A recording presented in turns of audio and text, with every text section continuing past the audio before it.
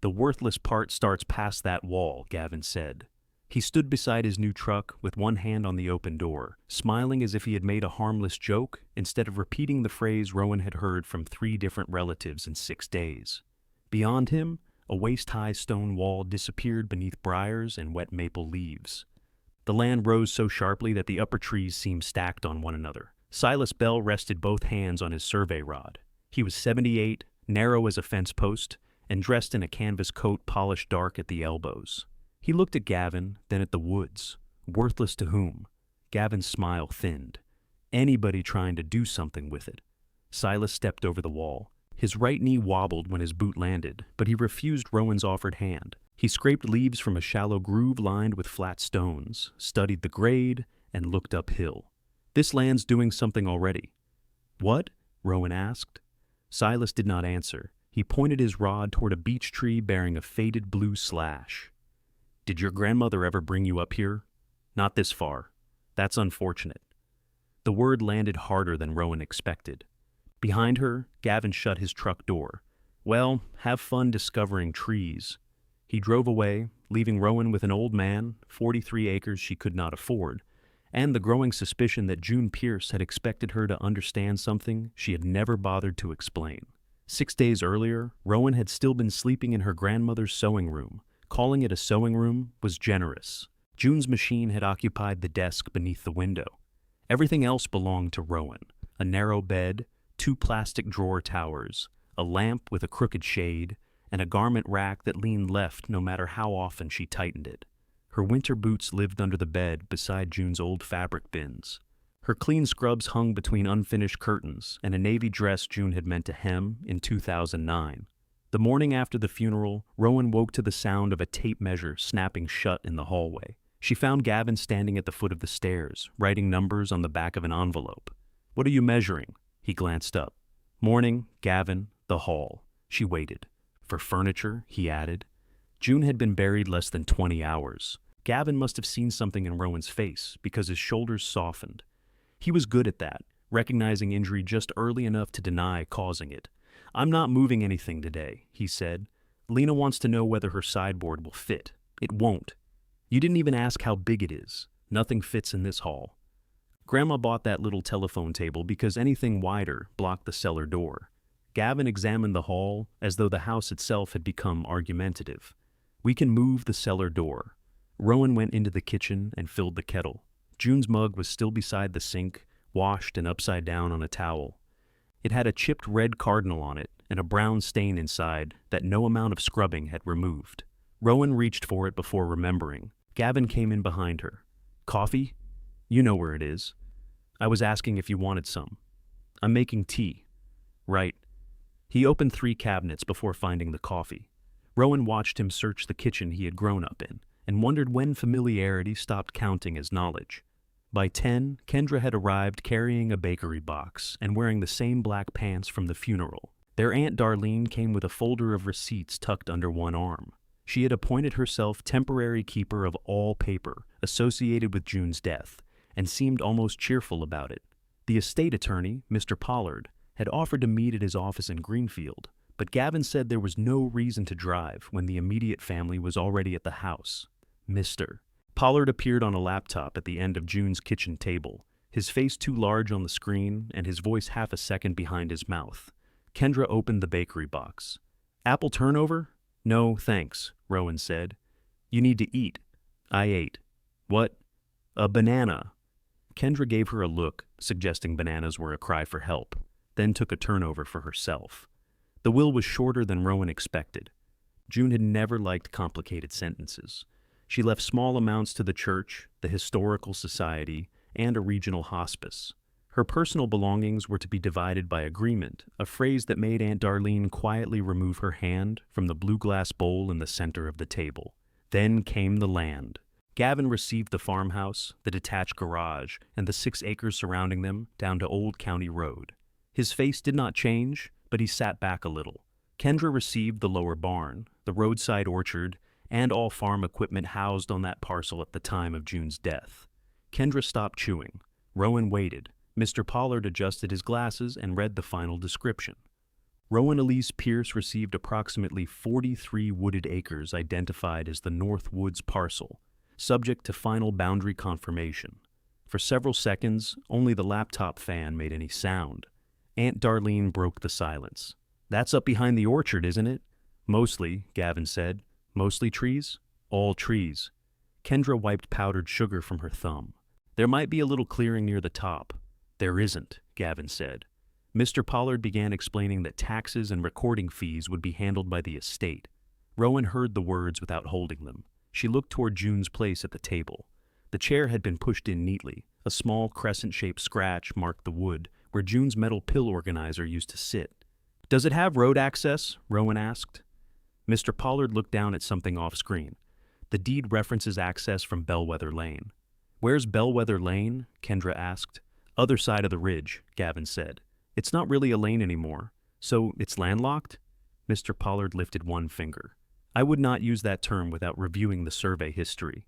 Gavin gave a low laugh. "It's landlocked if your car can't get there." Kendra nudged him with her foot beneath the table. Rowan saw it. "What?" he said. She should know what she got. "What did I get?" Rowan asked. His expression changed again, becoming careful and brotherly. "Woods. 43 acres is a lot," Kendra said brightly. "People love land. People love usable land." "Gavin, I'm not insulting her. I'm saying Grandma left her a pretty big tax bill for a worthless patch of woods." Aunt Darlene murmured his name, though she was smiling into her coffee. There it was, the verdict, delivered before Rowan had even seen the deed. She had pictured no specific inheritance while June was alive. That was what she told herself. She had not bathed her grandmother, changed damp sheets, counted pills, and sat through long nights expecting payment. But somewhere beneath that clean version of her motives lived a smaller, less noble hope. She had believed June understood what it had cost Rowan to become the dependable one. The others had kept moving. Gavin had built a contracting business with his wife, Lena. Kendra had tried 3 careers, 2 marriages, and a boutique cider operation in the barn before falling out with May Torres, the only person who knew how to keep the orchard productive.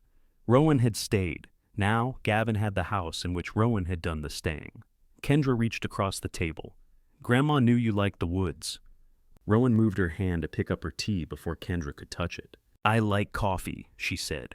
"She didn't leave me the coffee maker." Aunt Darlene barked out a laugh, then disguised it as a cough. Even Gavin smiled. There she is. Rowan hated him a little for being relieved that she had made a joke. Mr. Pollard continued through signatures and deadlines. June's checking account would cover final expenses. The properties would transfer after probate. A survey might be prudent because several boundary calls relied on old physical markers. He would send copies of the deeds. When the laptop closed, Gavin stood and put both hands on the counter. "This is awkward," he said. Kendra groaned. "Then maybe wait." "No, I'd rather be clear." Rowan knew before he looked at her. "Lena and I want to get started on the house before winter. The roof over the back room needs work, and there's water damage upstairs." "There was a leak around the dormer," Rowan said. "I put a bucket under it during heavy rain." "Right. That's the kind of thing we need to deal with. I've been telling Grandma for 2 years. She didn't want construction going on. She didn't want to spend the money." Gavin pressed his lips together. "Either way, we need access." "You have access. Full access, Ro." Kendra closed the bakery box too hard. "She buried Grandma yesterday. I'm aware. I was there." "How long?" Rowan asked. Gavin looked grateful she had spared him the wording. "Would 30 days be enough?" Her tea had gone cold between her hands. "I'll figure it out. You don't have to disappear. I'm not throwing you into the road. If you need 45, 30 is fine." "Rowan, you said 30. I heard you." Aunt Darlene studied the receipts in her folder. Kendra pushed the pastry box toward Rowan again, as though the right amount of sugar might make the table less ugly. After everyone left, Rowan went upstairs and sat on the floor beside her bed. Through the window, she could see the lower edge of the North Woods rising behind the orchard. The trees were mostly bare, gray trunks packed close together beneath a dull November sky.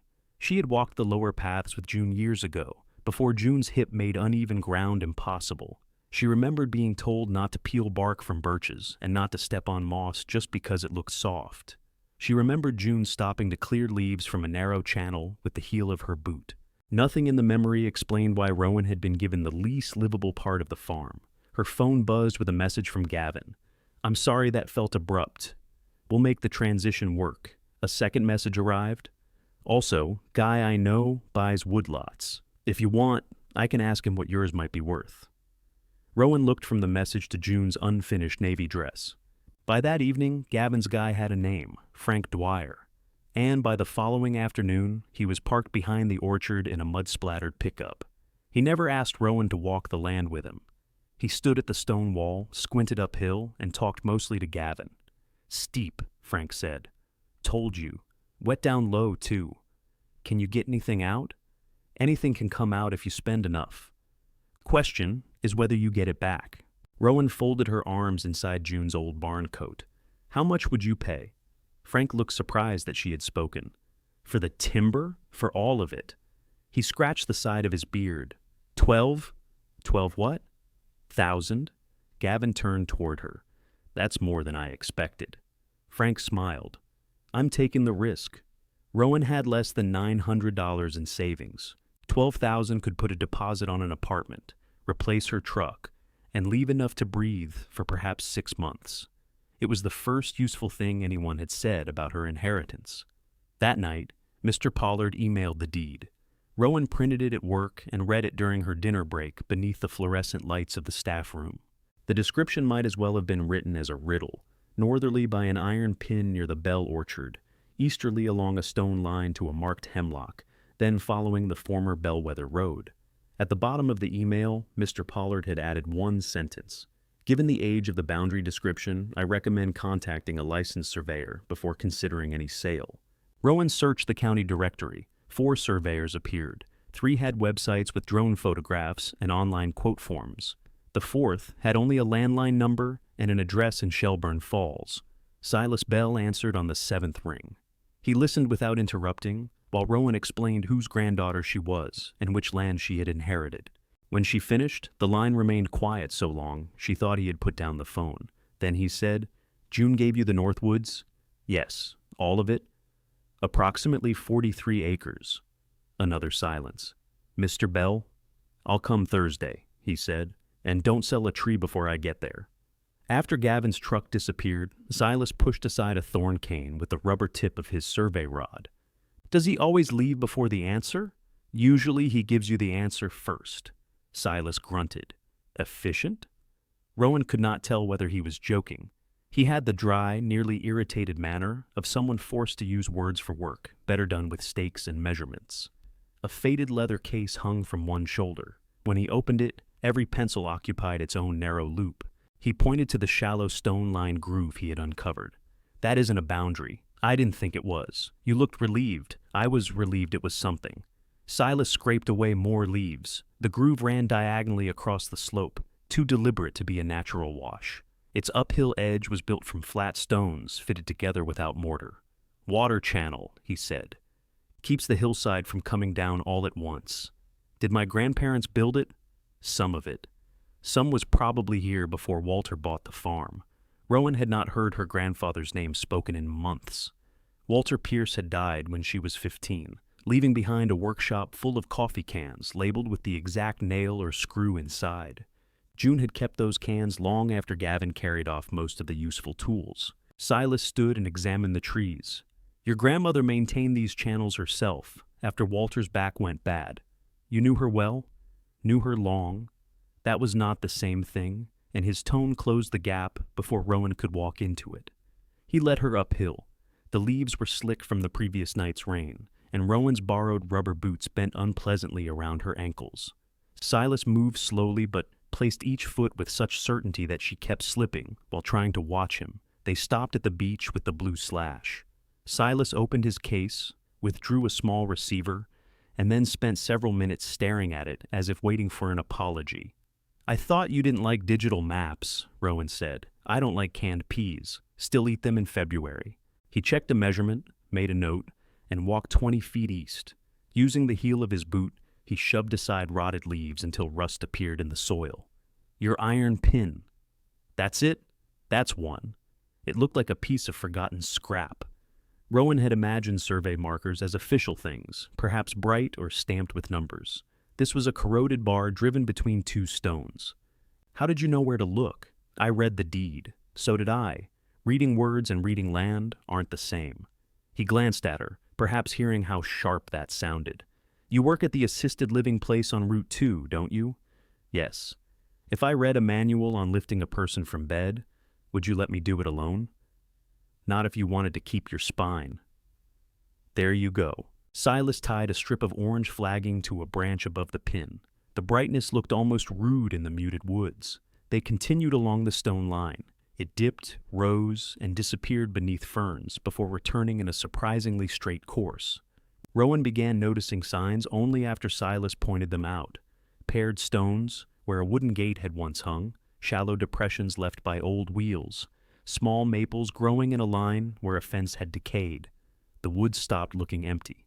They looked crowded with things she did not know how to name. Halfway up the slope, Silas rested against an oak. He pretended to study his notes while breathing through his nose. Rowan pretended not to notice. "You can sit," she said. "I am sitting." Vertically, she took the water bottle from her coat pocket and offered it. He shook his head, so she drank. Frank Dwyer said there wasn't much worth cutting. Silas's pencil stopped. "You brought Dwyer up here?" He stood at the wall. Then he didn't say what was worth cutting. He said what was worth dragging downhill without getting his boots dirty. He offered $12,000 for everything. Silas looked at her over the top of his glasses. Everything meaning the timber? The land. Ah. What does "ah" mean? It means he liked you. That was him liking me? Frank usually steals from people he dislikes. Rowan laughed before she could stop herself. The sound felt strange in the woods. She had laughed at June's kitchen table after the will, too, but that had been a weapon. This one escaped without permission. Silas pushed away from the oak. "I can't tell you what the parcel would sell for. I'm not an appraiser, and anybody who gives you a number before we find the lines is performing. But it isn't worthless. No land is worthless. That sounds like something printed on a calendar. It probably is. Calendars occasionally get things right." Above the next rise, the character of the woods changed. The trunks grew straighter and farther apart. Even Rowan could see the pattern. Tall sugar maples occupied the broad bench below the ridge, their bare crowns woven together overhead. A few bore dark healed marks at chest height. Silas touched one of the scars. "Tap hole? My grandfather made syrup. Your grandmother made syrup. Walter made smoke and complained about the weather." Rowan stepped between the trees. The ground was softer there, layered with old leaves and almost free of brush. She tried to picture June climbing the slope with buckets. The June she knew had needed both hands to rise from the toilet. The earlier woman felt like a relative. People claimed Rowan had met at a gathering, but could not remember. "There used to be a sugar shed," Silas said. "Small one. Lower down. Is it still there?" "Foundation might be. What happened to the equipment?" "Evaporator went into the barn, I think." "There was a flat finishing pan June liked. She was particular about it. The barn now belonged to Kendra, along with everything housed inside." Rowan rubbed her thumb over one of the healed tap marks. "She never told me any of this." Silas adjusted the strap on his case. She had 4 years. It came out more accusingly than Rowan intended, but she did not take it back. "I was right there, every day.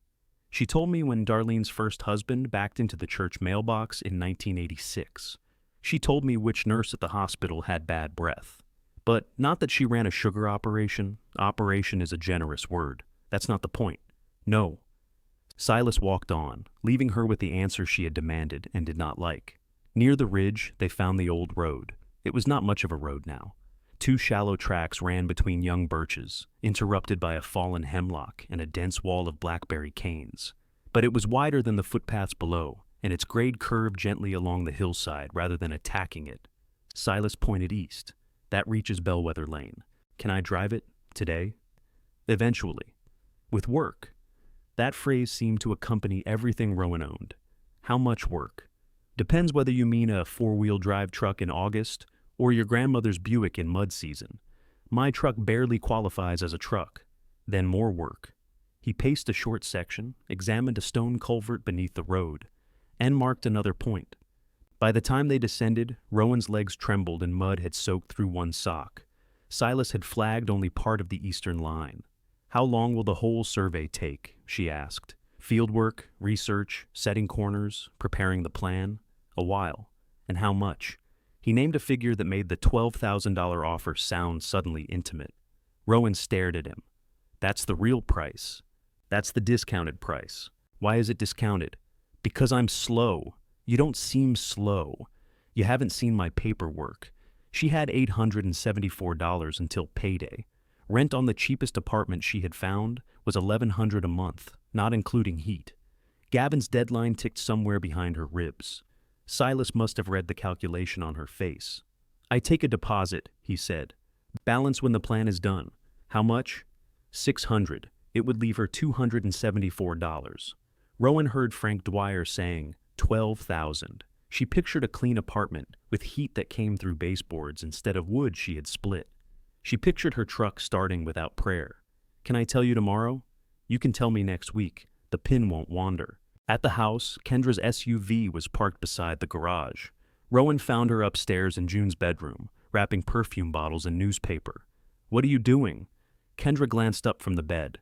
Darlene wants us to make lists before everyone starts taking things. You're taking things. I'm making a list. While wrapping them, they leak. Kendra held up a square bottle with an ivory cap.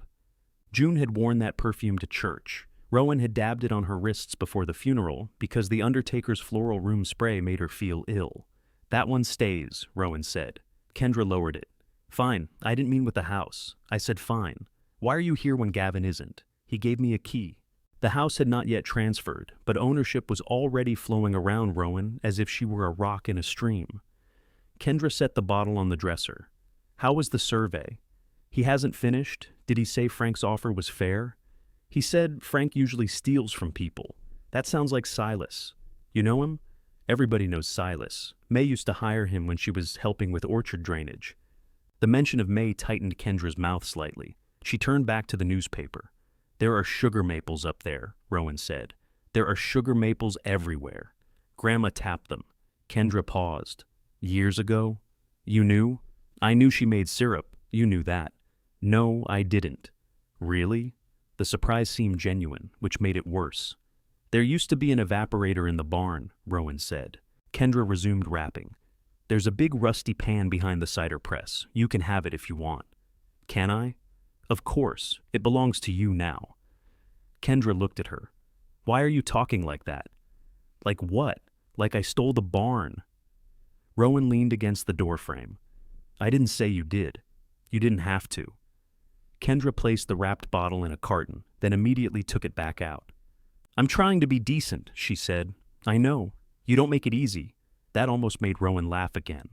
Instead, she went to the sewing room and closed the door. Her phone showed 2 missed calls from Frank. A voicemail said he needed an answer because crews were being scheduled. A second message from Gavin offered to help her negotiate, which meant he wanted the sale completed before she could become inconvenient about it. Rowan opened her banking app. $874.19. She called Silas before she could calculate herself into surrender. I'll pay the deposit, she said. Tomorrow morning, he replied. Check is better. I don't have checks. There was a long, disapproving silence. Cash then. I'll write a receipt. Are you coming back tomorrow? No. You are. To your office? To the woods. Bring gloves. That culvert under the upper road is blocked, and standing there worrying at it won't improve the drainage. I hired you to survey. You did. Is clearing culverts part of surveying? No. Rowan waited. Silas said, wear better boots, and hung up. The next morning, she climbed alone to the old road before her shift. Dawn had barely reached between the maples. She found the culvert where Silas had pointed, knelt in wet leaves, and began pulling out packed sticks and black mud with both hands. For 20 minutes, nothing happened. Then a plug of leaves collapsed beneath her fingers.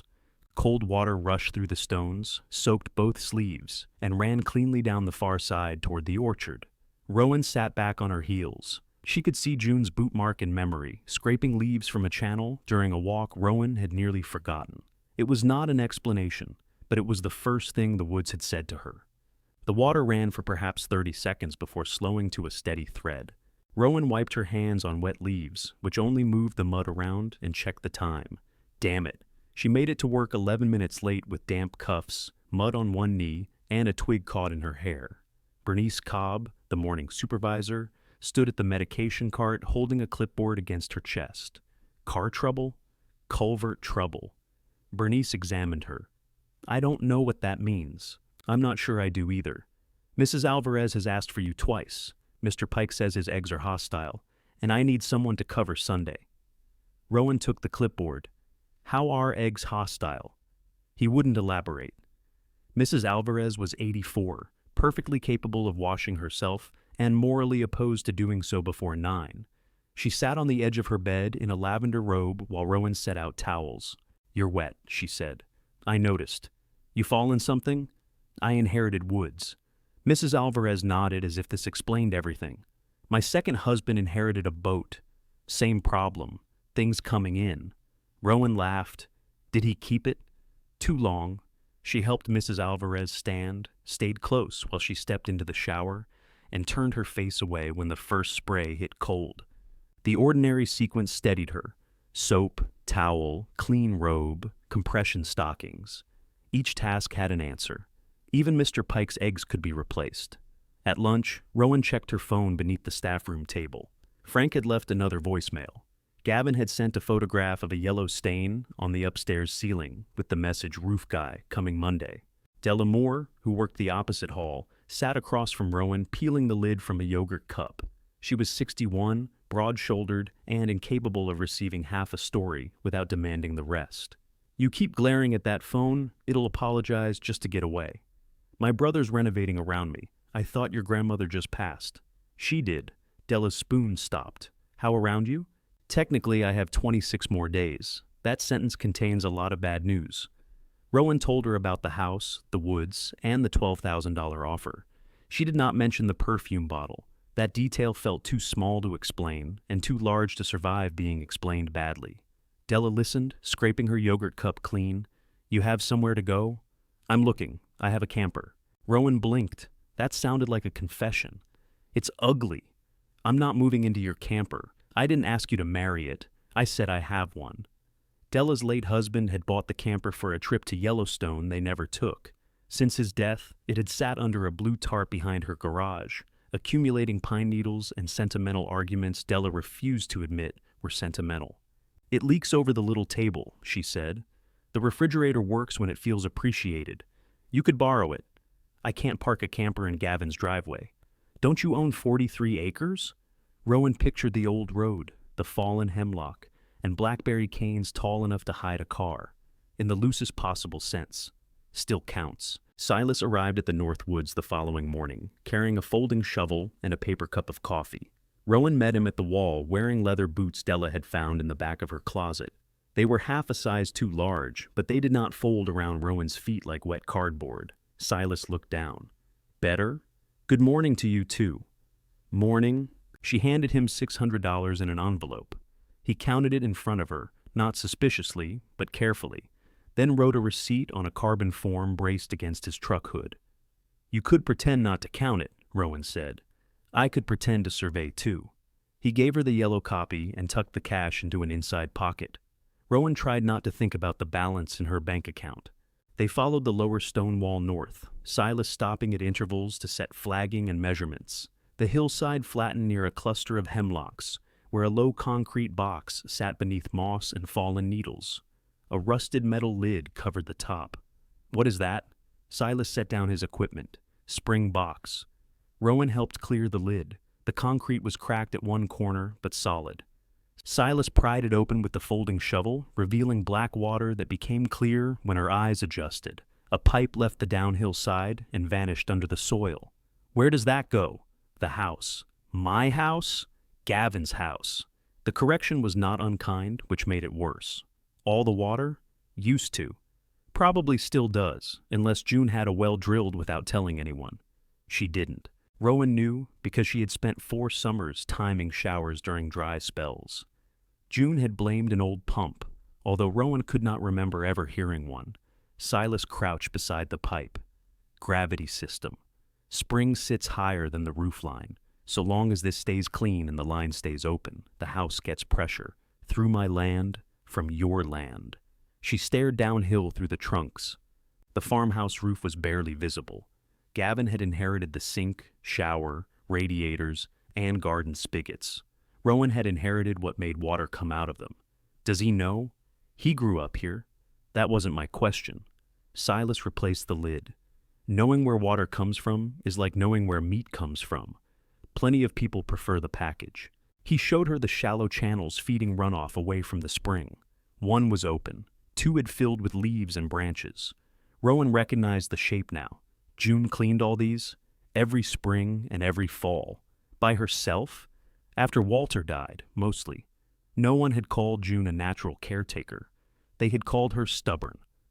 Rowan knelt and pulled a branch from the nearest channel. "You don't have to do that now," Silas said. "It's right here. So is the rest of the forest. Pace yourself." She stood reluctantly. Farther west, they found the Sugar Shed Foundation, a rectangle of fieldstone sunken beneath ferns, with a rusted length of stovepipe lying nearby. Rowan stepped inside the outline. It was barely larger than June's kitchen. How many trees could she have tapped? 200, maybe more when Walter was helping. Fewer later. Could somebody make money doing that now? Silas pushed at a foundation stone with his boot. Somebody can lose money doing anything. I'm serious. So am I. You'd need taps, lines, or buckets, a place to boil, fuel, filters, containers, time. Then you need people willing to pay more for syrup than it costs you to make. So, the maples aren't valuable. That isn't what I said. Every time I ask what something is worth, you tell me how much work it takes. Those are related. She looked at the stone rectangle. Frank's 12,000 doesn't require work. Frank's 12,000 requires surrender. Different expense. Silas picked up his case and continued, before she could decide whether the sentence was useful or merely annoying. They were nearing the farmhouse when a man in white coveralls called from below. "Hey, you know anything about a water line?" Gavin stood beside him near the back steps. A coil of copper pipe rested on the grass, along with 2 toolboxes and a roll of plastic sheeting. The back door stood open. Rowan and Silas descended. Gavin nodded toward the survey flags. "Finding anything?" "Corners," Silas said. The man in coveralls introduced himself as Rick, the plumber. He had opened the kitchen faucet and gotten air in the line, followed by brown water. "It cleared," he said, "but there's pressure fluctuation somewhere." Silas looked toward the hill. "Spring line may be leaking below the box. Ground's wet." Rick frowned. "There's a spring." Gavin rubbed the back of his neck. "Grandma had spring water. I assumed there was a tank." "There is," Rowan said. "In my woods." Gavin glanced at her. "Okay, it feeds the whole house. Good to know." His tone irritated her more than disbelief would have. Silas asked Rick for a pressure gauge. Within minutes, the two men were discussing fittings and possible leaks as if they had worked together for years. Gavin stepped closer to Rowan. "You all right? I'm muddy and nearly broke. Otherwise excellent. I meant with this." He gestured uphill. "You keep saying my woods like I'm arguing. You called them worthless. It was a joke. It was an appraisal when Frank said it." Gavin lowered his voice. "I'm trying to help you get cash. You need a place to live. I might have one." His eyebrows rose. "A coworker has a camper. A camper where?" "In the woods." He looked uphill. "Can you even get one in there?" "Eventually." "Ro, come on." "What? You work full-time. You've never run equipment. You don't own a chainsaw. I can buy a chainsaw." "With what?" That stopped her. Gavin exhaled and softened again. "Take Frank's offer. I'll get him to 15. Maybe 18. You could put that toward a condo someday. And what does Frank do with the woods? Cuts what he can, probably sells the land. What happens to the spring?" Gavin looked toward Rick, as if the plumber might provide a less emotional version of the question. "We'd protect the water," he said. "How? Put it in the agreement. You didn't know it existed 10 minutes ago." His jaw tightened. "Neither did you." Silas returned before either could say more. "The line's losing pressure between the box and that big ash," he said. "Could be roots, could be an old coupling." Gavin looked at Rowan. "Is that mine or yours?" Silas answered. "Water doesn't pay much attention to probate. I'm asking who has to fix it." Rowan almost laughed. 6 days ago, the woods had been her consolation prize. Now that something useful ran beneath them, responsibility had found her without needing a survey. "I'll help find the leak," she said. "You pay for the pipe and the plumber." Gavin stared at her. "That's fair," Rick said. No one had asked Rick, but Rowan liked him immediately. Gavin gave a short nod. "Fine. And if you want me maintaining the spring, we need an actual arrangement." "What kind of arrangement?" "I don't know yet. Rowan, it's water, not a trade negotiation. It became one when you asked who had to pay. Silas bent over his notes, hiding what might have been a smile. Inside the house, plastic sheeting covered the kitchen doorway. Dust floated in the hall, and Gavin's measuring envelope sat on the telephone table. The roof repair had expanded into opening the upstairs ceiling, which had expanded into replacing old wiring while everything was exposed. I thought the roof guy was coming Monday, Rowan said. He had a cancellation. Today? It's good timing. For you. Gavin followed her upstairs. The sewing room door was open. Her garment rack had been dragged to one side, and white plaster dust coated June's fabric bins. I told them not to touch your things. They moved all my things, to keep them clean. Rowan wiped one finger across a dusty plastic lid and held it up. Gavin looked genuinely embarrassed. I'll deal with it. No, Ro, I'll deal with it. She took out her phone and called Della. How ugly is the camper? She asked when Della answered. Daylight ugly or after 2 beers ugly? Towable ugly. There was a pause. You serious? Rowan looked at her bed, her dusted clothes, and June's navy dress hanging crookedly at the end of the rack. Yes, she said, but I have to make a road first. Della's camper was uglier than advertised. It crouched behind her garage beneath a blue tarp, one tire sunk into the earth, and green moss feathering the window seals. A faded brown stripe ran along its side, widening near the rear into a shape that might once have suggested speed. Rowan walked around it twice. You said towable. I also said ugly. Is that tire supposed to be underground? It likes privacy. Della yanked the tarp from the roof. Pine needles showered both of them. The camper was 18 feet long, with a rounded front and a metal door that required Della to lift while Rowan pulled. Inside were 2 narrow benches, a table, a kitchenette, and a bed wedged beneath cabinets decorated with tiny wooden acorns. The air smelled like dust, old upholstery, and the peppermint oil Della had used against mice. This table turns into another bed, Della said. I don't need another bed. Everybody needs somewhere to put laundry. She opened the refrigerator. A stack of yellowed travel brochures occupied the top shelf. Yellowstone, Badlands, Grand Canyon. Della removed them quickly and shoved them into a drawer. Electrical works. Propane works when the regulator isn't being moody. Water tank needs flushing. Roof leaks here. She pressed one finger against a brown stain over the table. You don't have to lend it to me. I know. I might be there through winter. I know that too. Rowan looked toward the drawer containing the brochures. What did Mac think he was going to tow this with? My car. You drove a Corolla. He was an optimist. They laughed, and Della handed Rowan a ring of keys with a plastic trout attached. Don't make it nice, she said. What? If you make it nice, I'll want it back. The road was nowhere near ready. Rowan spent the next 2 mornings cutting blackberry canes with loppers borrowed from the maintenance room at work. She wore 2 shirts beneath June's barn coat and still came home with scratches around her wrists. The canes caught in her hair, hooked her sleeves, and seemed capable of moving back into place when she turned away. Silas arrived on the 3rd morning, carrying a pruning saw, and found her leaning against a birch, breathing hard. You've cleared 30 feet. 38. There are 800 more. Thank you, Silas. You're welcome. He examined her work. She had cut the canes at waist height because bending had made her back hurt. Silas hooked one with his boot and pulled. It remained rooted, a rigid spear angled toward the road. Cut them low, or the camper's tires will introduce themselves. I was going to come back. Work done twice is 2 kinds of work. He handed her the saw and demonstrated how to cut young saplings flush without pinching the blade. His hands were spotted and knotted, but every movement was economical. When Rowan asked about the fallen hemlock farther up, he shook his head. You don't buy a chainsaw because you saw one tree. There are a lot of trees, and you have the experience of a person who sawed a curtain rod in half once. How do you know about that? I don't. You look like somebody who has. She laughed, then saw him favoring his right knee as he stepped over a rut. You should go home. I just got here. You can barely walk. I walk accurately. He continued another 20 yards before allowing her to carry his case. They spent the afternoon locating the upper edge of the road and marking trees that could remain. Silas objected whenever Rowan wanted to cut something merely because it leaned toward the track. Road has been here longer than that maple, he said. They've negotiated. At 4, Gavin called to say Rick had found the likely spring line leak.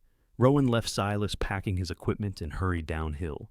Rick had dug a narrow trench near the big ash. Gavin stood inside it in work boots and clean jeans, holding a shovel like someone waiting for a photographer. Mud covered one sleeve of Rick's white coveralls. There, Rick said when Rowan approached. A black plastic pipe emerged between roots. Water seeped around an old metal coupling mottled orange with rust. "This is on your side of the line," Gavin said. Rowan looked at him. "Hello to you too. I'm not starting anything. I'm just saying." Silas appeared behind her. "Property line is 31 feet downhill." Gavin looked at the pipe again. "So it's mine? The leaking inch of it, if that brings you comfort." Rick coughed into one hand. The repair required shutting the line at the spring box. Rowan climbed up with Silas while Gavin widened the trench. At the concrete box, Silas showed her the valve hidden beneath a cover of silt. Slowly, he said. Old fittings dislike surprise. She turned it until the faint vibration in the pipe stopped. June did this when she needed to. Rowan imagined June kneeling here in her 70s, clearing silt with those square, capable hands. June had called Gavin whenever a hinge sagged or the kitchen light flickered. She had called Rowan when the toilet backed up, when the cellar smelled damp, when the water pressure dropped. Rowan had mistaken dependence for helplessness because June had allowed each person to feel useful in a different way. By the time they returned, Rick had cut out the coupling. Gavin stood ankle-deep in mud, holding the replacement section. "You want to glue it?" he asked Rowan. She suspected it was a test, though she could not tell of what. "I've never glued pipe. I'll show you." He cleaned the ends and handed her the purple primer. Some of the tension left his face while he explained the fitting. Gavin had always been easiest when his hands were occupied. As a teenager, he had fixed Rowan's bicycle without making fun of how she bent the wheel. He had also charged her $5 for labor. She applied too much primer. It ran down the pipe. "Easy," he said. "We're joining it, not baptizing it." Rick laughed. Rowan did too. They held the repair in place until the cement set, then opened the spring line and watched the pressure gauge climb.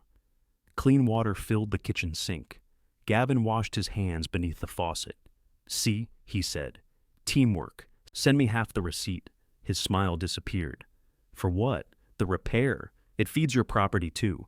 "My property doesn't have a faucet. It will if you put in a cabin." "I have $200. Rick became very interested in packing his tools. Rowan kept her voice level. "You asked whether the leak was on your side. It was. I helped find it and shut the line down. You pay the plumber." Gavin dried his hands on a dish towel. "Fine." The word came out exactly as it had when she insisted on an arrangement. Upstairs, more of the ceiling had been opened. Her garment rack was now pushed against the bed, making it impossible to reach the plastic drawers. A contractor's radio played in the next room. White dust covered the navy dress. Rowan carried the dress downstairs. Gavin followed. "I'm putting the plumber on my card. Thank you. I wasn't asking you to pay today." "I didn't say you were. You make everything sound like a fight. Maybe stop doing things while I'm still trying to understand them." He glanced at the dress over her arm. "What is that? Grandma's?" "No, I mean, why are you carrying it?" "Because it's dirty. The work has to happen." "I know. We talked about 30 days. 12 days ago. I'm not kicking you out early. You're taking down the ceiling over my bed. Lena offered you the guest room at our place." "For how long?" Gavin hesitated a fraction too long. Rowan nodded. "Exactly." That evening, she slept at Della's because the contractor left plastic over her doorway, and the upstairs smelled of plaster and old insulation. By morning, Gavin had texted that they needed to turn off the electricity to the second floor for rewiring. Her 30 days still existed in theory, but the room did not. She asked Kendra if she could use the orchard tractor to pull branches from the upper road. "The tractor's not registered," Kendra said. "It doesn't need to be registered in the woods. I mean, I haven't had it serviced. Does it run?" May was the one who dealt with it. "Can I call her?" Kendra's silence turned the question into something else. "I'd rather you didn't drag May into family business. I'm trying to move a tree. Ask Gavin. He has equipment. I asked you. And I said the tractor might not be safe." Rowan looked through the open barn door. The old machine sat behind crates and a dismantled cider display. Its tires were soft, but not flat. The evaporator pan leaned against the wall nearby, 3 feet wide and black with soot. It was heavier than it looked. Rowan gripped one side, Kendra the other, and together they slid it over the concrete floor. What are you doing with this? Kendra asked. Nothing yet. Then why move it? Because you told me to take it. I said you could. Do you want it? No, then I'm taking it. Kendra released her side too soon. The pan dropped with a crash that echoed through the barn. God, Rowan. What? This. Every conversation is like carrying furniture down narrow stairs. I don't know what that means. It means you're mad at me, but you keep making me guess which part I'm supposed to apologize for. Rowan stared at her. You knew Grandma made syrup. You knew the woods had been used. You sat at that table and let Gavin call them worthless. Kendra folded her arms. I knew she boiled sap years ago. That doesn't make the land valuable. It makes it not nothing. I never said it was nothing. You laughed. I laughed because Gavin made a joke. About me. About trees. Kendra looked suddenly tired. You think I don't know you stayed with Grandma? She asked. I know. I also know she wanted you there. When I offered to take weekends, she said you had a system. When I suggested hiring somebody, she said strangers upset her. You were the one she trusted, Rowan. Don't act like the rest of us locked you in that house. The words struck because some of them were true. Rowan bent for the evaporator. I need to get this outside. Kendra helped her without being asked. They carried it in silence and set it beside the barn beneath a tarp. Gavin came with a compact loader on Saturday. He complained about the road, the grade, the soft ground, and Rowan's failure to cut the canes low enough. Then he spent 6 hours pulling brush, moving the fallen hemlock, and filling the deepest rut with stone from an old pile near the wall. He refused food, accepted coffee, and worked until dark. Rowan did not know whether he was helping his sister or accelerating her departure. Perhaps he did not know either. On Sunday, Della arrived in a borrowed pickup towing the camper. Gavin guided her through the lower turn, while Rowan walked beside the trailer watching the tires. The brown-striped camper groaned, scraped one branch, and climbed. When they finally set it on a level patch below the sugar maples, Della climbed out of the truck and slapped the hood. Yellowstone would have been easier. Gavin stood with his hands on his hips, looking at the camper. You can still stay with us, he told Rowan. For how long? This time he answered, until New Year's. It was kinder than she expected, and not enough to build a life around. I'll be okay. He nodded, then checked the trailer hitch twice before driving away. After Della left, Rowan unlocked the camper. The air inside had cooled to the damp, concentrated cold of a closed refrigerator. She hung June's navy dress from a cabinet latch, made the bed, and plugged in a small electric heater connected by a long orange cord to the barn. Rain began after midnight. Rowan woke to water tapping the table in slow, patient drops. She set June's old fabric bowl beneath the leak, pulled the blanket around her shoulders, and listened to the spring moving downhill through the dark. For the first time in 4 years, nobody could call her from another room. The silence felt less like freedom than she had imagined. It felt like being forgotten. The leak accelerated around 3 a.m. Rowan replaced the fabric bowl with a saucepan, then moved the saucepan when a second drip appeared 2 inches to the left. The heater clicked off at 4. She crawled from beneath the blankets, reset the camper's breaker, and watched the orange coils glow for 12 hopeful seconds before everything went dark again. Outside, the extension cord lay in a shining curve through the wet leaves. She followed it downhill with a flashlight until she found the connection submerged in a puddle. Excellent! Her breath smoked in front of her. She unplugged the cord, carried the wet end beneath the camper, and went back inside without heat. At 6, she drove to the farmhouse for a shower before work. Her key entered the back door lock but would not turn. She tried again, lifting the door by its handle the way June had taught everyone. Nothing. The front door key failed too. Through the window, she could see new drop cloths in the hall and a stack of boxed light fixtures. Her blue plastic drawers stood beside the telephone table, their contents visible through the cloudy sides. Rowan called Gavin. He answered on the second ring, sounding awake and annoyed. What happened? My key doesn't work. What? The house, Gavin. My key doesn't work in the house. A pause. Rick's guy changed the locks yesterday? Why? The back lock was sticking, and Lena wanted one key for everything. You knew I still had things inside. I told them not to change the front one yet. They did. Okay, I'll bring you a key. When? I'm in Amherst. She looked at the time. I need my scrubs. Can you wear the ones you have? I wore them yesterday. I'll call the contractor. The contractor did not answer. Gavin called back 6 minutes later, and suggested Rowan break the small pane in the mudroom door because he planned to replace it anyway. You want me to break into the house I lived in last night? You didn't live there last night. The correction silenced both of them. Gavin spoke first. That came out wrong. It came out accurate. Ro, it was a mistake. No. A mistake is changing the lock. Putting my drawers in the hall took planning. We had to clear the room. You said I had 30 days. You moved into the camper because you opened the ceiling over my bed. I'm trying to fix the house, and I'm trying to get dressed. She hung up before her voice did something she would regret. The bathroom window above the porch roof had never locked properly. Gavin knew it. Rowan knew it because she had climbed through it at 17 after missing curfew, then discovered June sitting in the dark hallway with a paperback and a glass of milk. This time, Rowan dragged the aluminum ladder from the garage, climbed in the rain, and shoved the swollen window upward. She entered head first, landed with one knee in the sink, and knocked June's ceramic soap dish onto the floor. It broke into 3 pieces. Rowan sat on the bathroom tile holding the largest one. The dish was white with tiny blue flowers. It had never been valuable. June had bought it at a church rummage sale and used it for 20 years. Gavin called twice while Rowan showered. She ignored him. When she came downstairs, wearing clean scrubs and carrying both plastic drawer towers one at a time, his truck was parked outside. He stood in the hall with rain on his shoulders and a new brass key in his hand. You climbed through the window? How else would I get in? I told you I was coming. You said you were in Amherst. I left. He saw the broken soap dish on top of her clothes. What happened? I broke it. I'll replace it. Rowan laughed once. Gavin looked tired. There were gray smudges beneath his eyes, and a strip of white plaster clung to the side of his boot. I put the drawers out because they needed the room, he said. I should have asked. Yes. And the locks were supposed to happen next week. Yes. He held out the key. Rowan looked at it. Keep it. Don't do that. Do what? Turn one screw-up into a statement about our entire lives.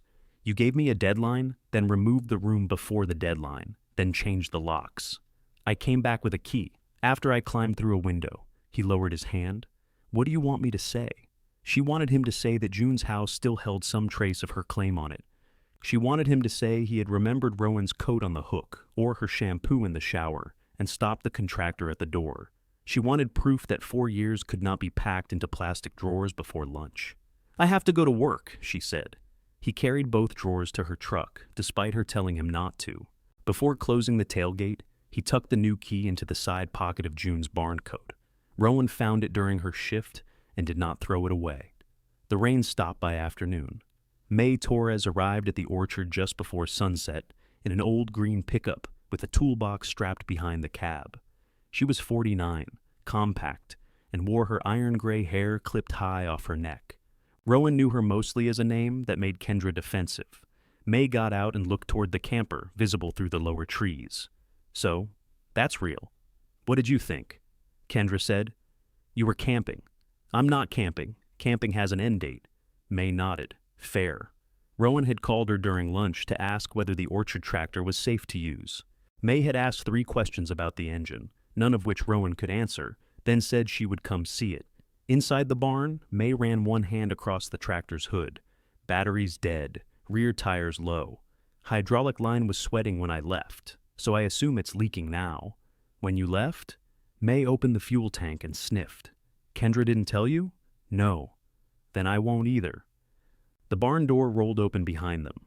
Kendra stood there with her arms crossed. You called May. I told you I would. I asked you not to. You said you'd rather I didn't. Those are the same thing when people like each other. May leaned against the tractor. Good to see you too, Ken. Don't call me Ken. Still. Rowan looked between them. I need to move an evaporator and clear the road. That's all. Kendra pointed toward the yard. The evaporator's already outside, and it weighs more than my truck. What are you doing with it? I don't know yet. Then stop acting like it's an emergency. May closed the fuel cap. It'll freeze to the ground if she leaves it where you put it. We put it there. May looked at Rowan. On dirt? Yes. Then you both did it wrong. Kendra's mouth twitched despite herself. May saw it, but had the grace not to smile. The tractor started after May installed a battery from her truck and cleaned 2 corroded terminals. The engine coughed blue smoke into the barn, rattled hard, then settled into a rough idle. May shut it down. Needs fluid, a filter, and that line replaced before anybody works a slope. How much? Rowan asked. Parts? Maybe 150 if I can match the hose. Rowan thought of the money left in her account. I'll pay for the hose, Kendra said. Rowan turned. It's my tractor, Kendra added. Don't make it sentimental. May looked toward the open barn door. Show me the road. Kendra did not come with them. May walked quickly, hands in her jacket pockets, stopping first at the culvert Rowan had cleared. You did this? Silas told me where. Silas tells everybody where. Getting them to bend down is the trick. At the sugar maples, May slowed. She examined tap scars, kicked leaves away from a shallow channel, and looked toward the old shed foundation. June let this go farther than I realized. She couldn't climb anymore. I know. May crouched by the stones. Evaporator used to sit along that wall. Stack went out there. Walter built the arch too shallow, so smoke poured into the shed whenever the wind came east. June swore at him every boiling day for 20 years. You were up here? Plenty. Why? Because the orchard and woods were one operation. Pruned applewood helped fire the evaporator. Leaf mold came down for compost. We ran water from the spring to the wash station until Kendra put in the cider tanks. Again, Rowan felt herself arriving late to the history of her own family. Could this work again? May looked around before answering. The woods? They're working now. I mean, syrup. With time and money. That's what Silas says. He's right. Annoying man?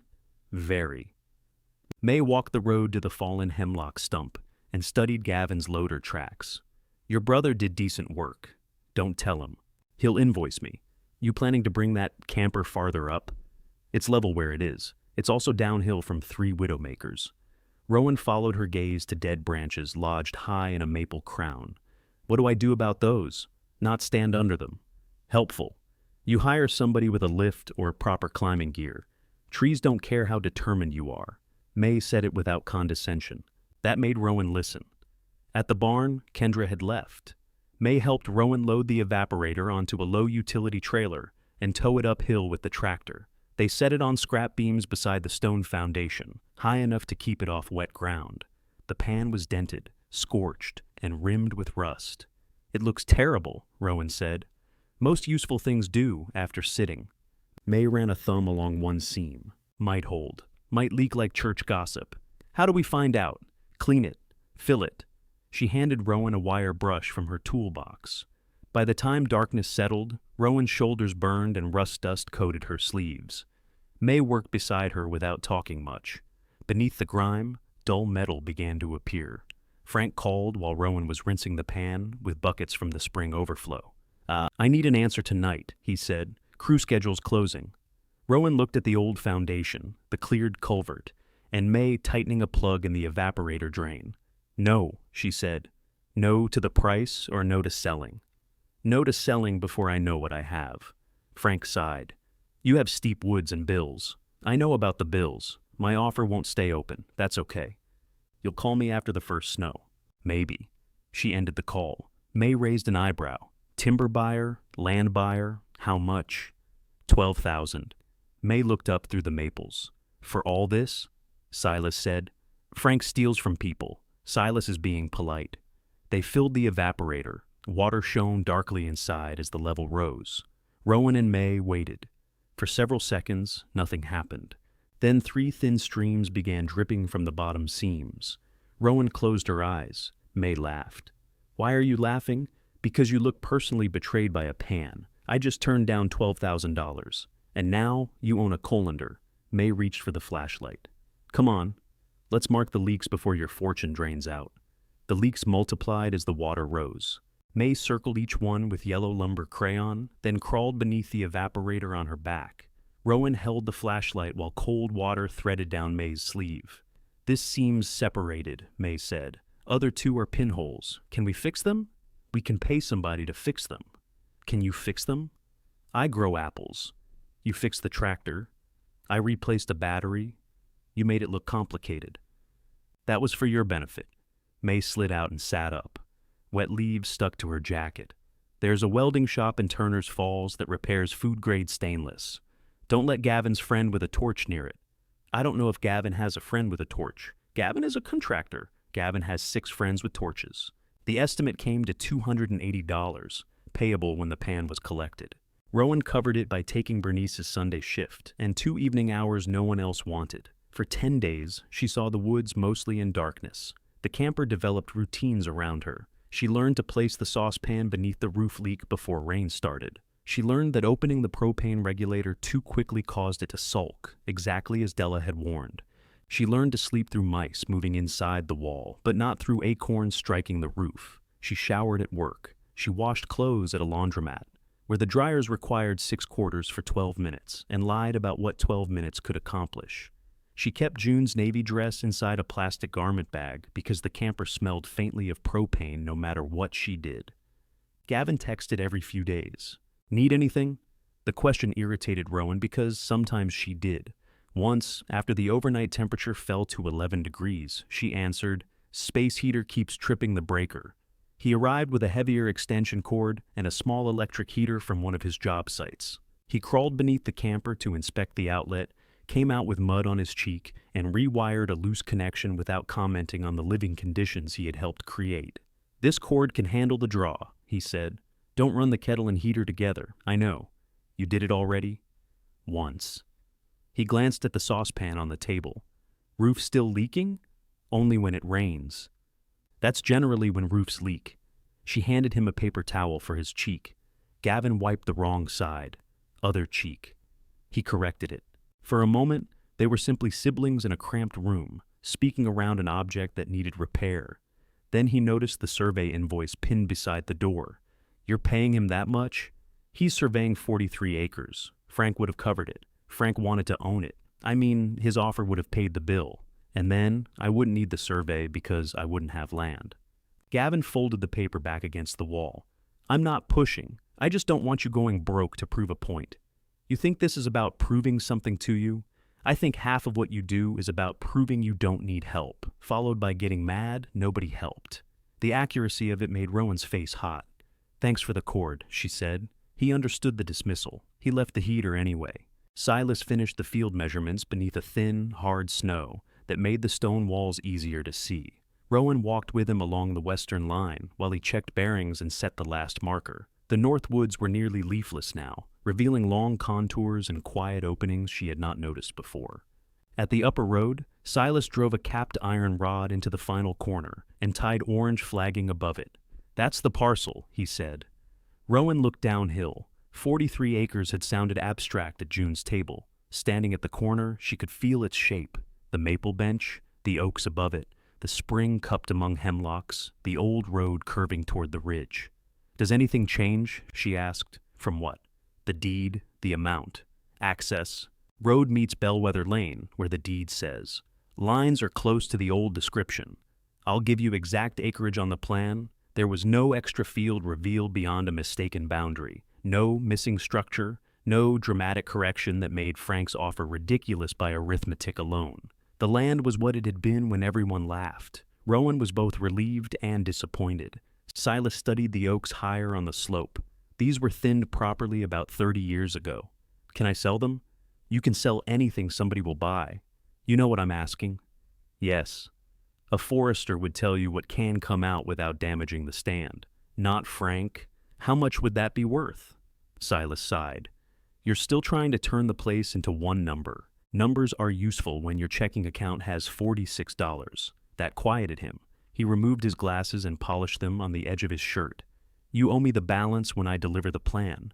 If that takes you until sugaring, it takes you until sugaring. I don't want charity. Good. I'm not offering any. What are you offering? Slow paperwork." She smiled despite herself.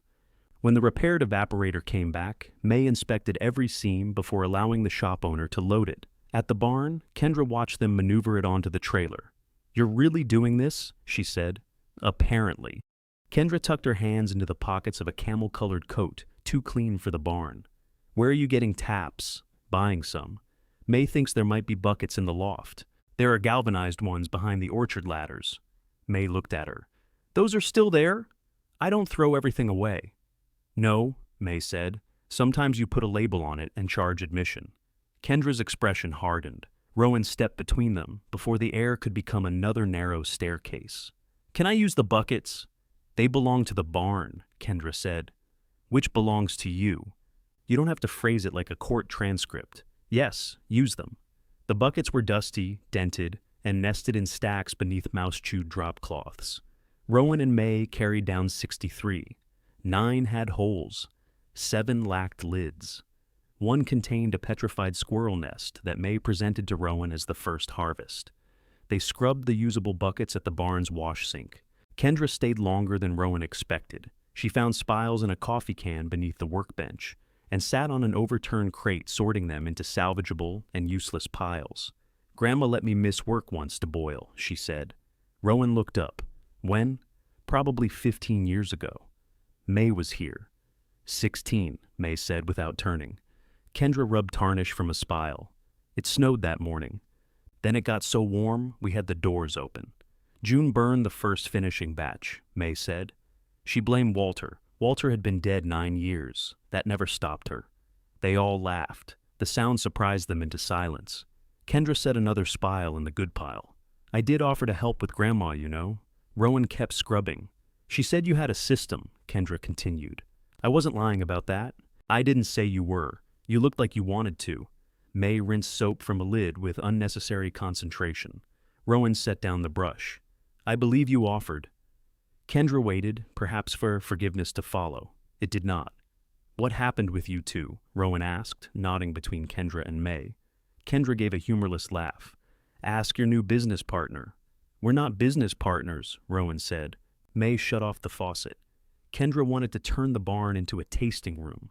I wanted to replace sick trees before inviting people to photograph them. I wanted income so we could afford to replace the trees. You spent it on signs, branding. The trees couldn't read. Kendra stood. And that right there is why it failed. Every practical decision became proof I didn't love the orchard correctly.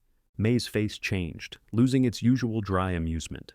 I never said you didn't love it. You acted like love was a skill only you had. Kendra left before either woman answered. May stacked the clean buckets one inside another. She's not entirely wrong, she said. The first warm day arrived with water dripping from the barn roof and mud appearing beneath the snow. Rowan had expected sap to begin with some recognizable signal. Instead, May drilled a test hole in a maple, inserted a spile, and clear liquid gathered at the tip. That's it? Rowan asked. What did you expect, music? They tapped 60 trees that afternoon.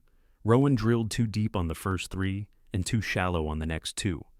Silas appeared halfway through, inspected her work, and advised her that maple trees were not drywall. Everyone has a criticism, she said. Means you're surrounded by expertise. He carried empty buckets to the upper row, moving carefully over the snow. The sap ran harder than May predicted. 2 days later, they had enough to fire the evaporator. Rowan fetid orchard wood Kendra had left beside the barn without a note. Steam rose through the rebuilt stovepipe and filled the sugar shed whenever the wind shifted east, exactly as May had warned. For 12 hours, Rowan added sap, adjusted the fire, skimmed foam, and tried to understand how gallons could disappear without producing anything that looked like syrup. May left at midnight after making Rowan promise not to walk away from the finishing pan. At 3 in the morning, Rowan sat for 1 minute on an upturned bucket. She woke to the smell of burning sugar. The finishing pan hissed black at the edges. What remained in the center was thick, bitter, and cloudy with ash from Rowan grabbing the wrong ladle. She carried it outside and set it in the snow. Morning light found her sitting beside the ruined batch with her face in her hands. May arrived carrying coffee. She looked at the pan, looked at Rowan, and took a careful sip. June did the same thing, she said. Please don't make this meaningful. I wasn't going to. I wasted all of it. Not all. It tastes like a house fire.